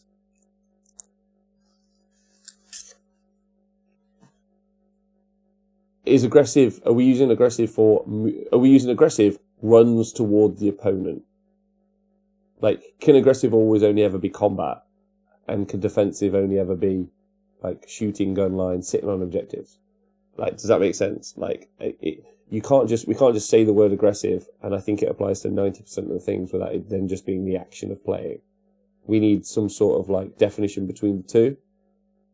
Now, I know what defensive is, sitting on an objective or sitting behind a gun line, but the guns are still being offensive. So, does that make sense? Denial is not just a river. Denial is not just a river. Is there a term for placing the model with a larger than 3-inch base on an objective to stop you getting within 3 inches to capture troops? For example, putting a knight on an objective with the objective on the center of the list. There is a term for that. Being a cunt. That's the term. I apologise if anyone's listening to this at work. I did say I wouldn't swear. I forgot. That's what it is, Tezza. That's what it is. And if you do it, don't do it. I mean, it does win you the game, so technically. I am using aggressive as a plan A for winning is destroying the opposition objective scoring. Objective scoring defensive is plan A being winning by objectives regardless. This sounds really interesting. Happy Inquisitor. I'm not upset with this at all. Write your name down first. Happy Inquiz. So what you're saying is aggressive is murder is the path to victory. Aggressive. Murder to win. Murder to win. And then defensive is objective camp to win. Is camp objectives to win. Right? Are you happy with that? That is not bad. To win. I find whatever army is smashing me quite aggressive. So these, I agree. I also find them quite aggressive. I'm like, you need to be less aggressive. This is meant to be friendly. Aggressive is a killing army. Defensive is a survivable army. Yes, but you can have a killy survivable army. So what is it then? An aggressive defensive army? Is there a place for a shit loss? Something intended to be a nuisance and not necessarily go 5-0. Is there something for a shit list? Is there a place for a shit list? Something intended to be a nuisance and not necessarily go 5-0. Oh, absolutely. I think someone talked about earlier, like a meta busting list. So a list just designed to fuck with the top lists, but not win a tournament itself. So like not an all-rounder list. I suppose it would be a a non-all-rounder list.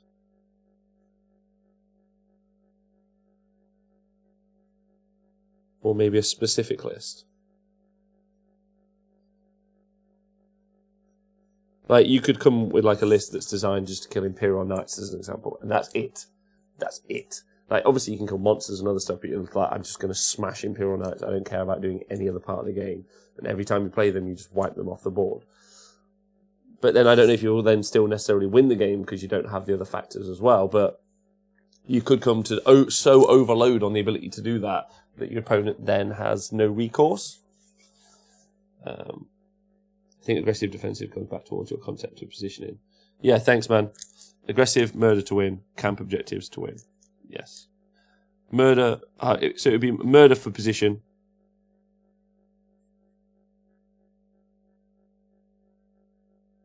And it would be camp objectives for position. For position. Maybe even resilience.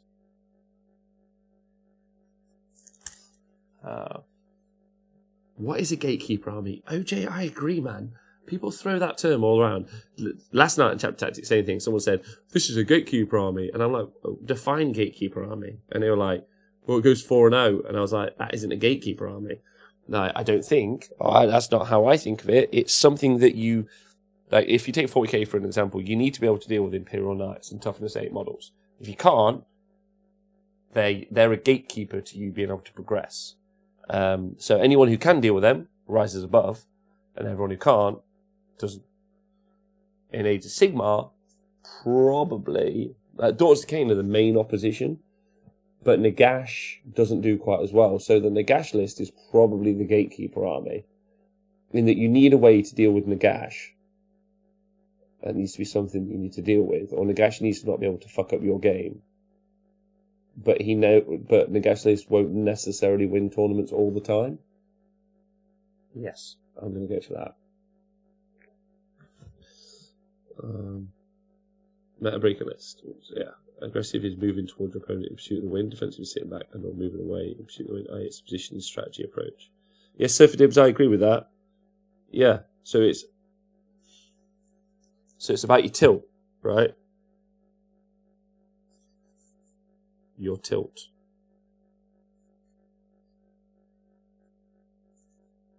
You're either tilting aggressively or defensively. There's a term for it in Magic, and it is who is the smash? Who is the hammer? I need to find my notes. Where is it? My show notes are getting good. This is what my research note is. Hold on.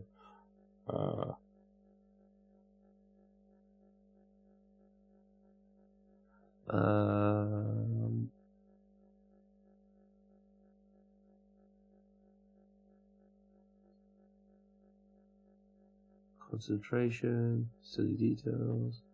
So sorry that you watch me read. This can't be the most fun, but I'm just trying to find it. It's like, who is the smash or something? I just need to, where haven't I written it down? It's in one of my things. Maybe you guys have said it now in the chat.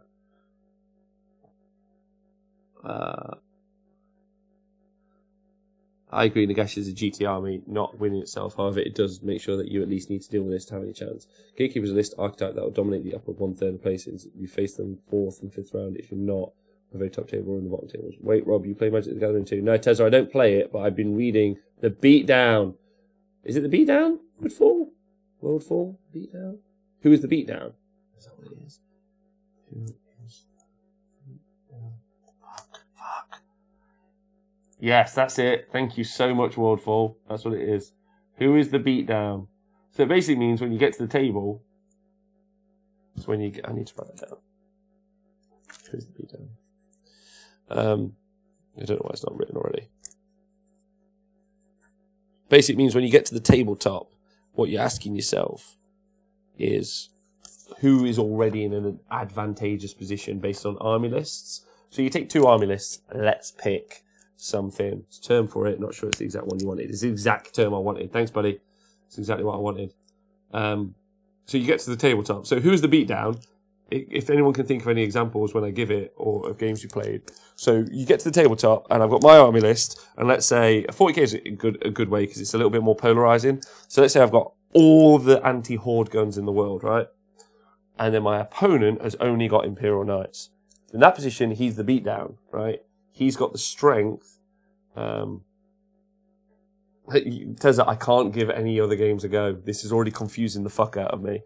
So, like 40k at AOS is complicated enough without playing something else. No way. And then Archeon's going to try and make me play more. What is that? Total War Warhammer. If anyone hasn't played that yet, you should play it. It's fucking amazing.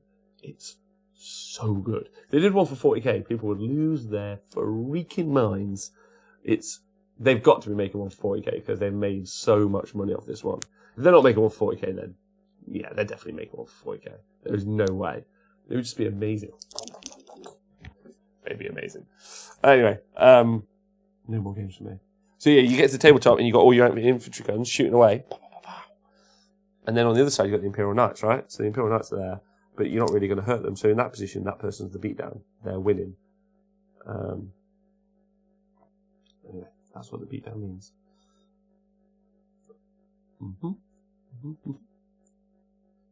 Magic the Gathering is easy. Pretty certain that Magic the Gathering guys wouldn't say that it's easy. They'd be like, we run an intense game. Oh wait, look at the time. Smashed it. Alright, well, my dudes. The game is that game is a time vampire. It is a time vampire. You superstars. I'm done for the day. Not really. We're only done for the day show. Don't forget it's day 1 of 5. Tonight, me and Nathan are back at 7 p.m. So in 3 hours, we'll be talking Age of Sigmar. We're going to be talking about the new dragon, and we're going to talk about some other things. So yeah, we're going to be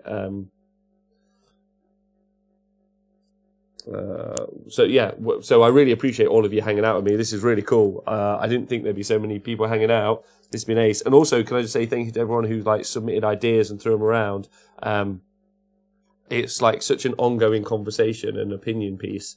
The book, and I really want people to jump in. So whatever you're liking, but I want to say thank you for your input because it meant a lot. And throwing ideas off you and back to me was badass. Loved it. Can't wait to do more tomorrow in the next few days. Hopefully we'll get it done. And then yeah, we'll see you guys later. You get me all week. You get me, as it says on the show, day 1 of 5. You get me 12 till 4 all week, unless something comes up. I've got a pretty intense week, so if something comes up, I'll let you know. Join the Discord or Twitter or Facebook or any of those things to hear the hot goss. So I'll let you know. But yeah, just want to say thank you. You guys are awesome. I'll see you soon. Yeah, it'd be cool to see you again. Like, just jump on all the shows. I love it when you talk. That means the world to me. Everyone on Patreon, everyone on Twitch. You guys just help us make the show happen. So it's really been your first year. So I want to say a massive thank you, and we'll see you soon. Goodbye. I don't know why I did the high pitch thing at the end. I was going to say bye. I'm trying to recover now. I'm even lowering my voice a little bit. OJ, thanks. Hook and Pin, Tezza, Slanis, Jay, Happy Inquisitor, First Night Stands, Vulcan, LLV1, Biffrod, Default, Vulcan, Master Kapowski, Mr. Kapowski, sorry, Datcom, all of you. You guys are badass. Just have a great day. Yeah? See you soon.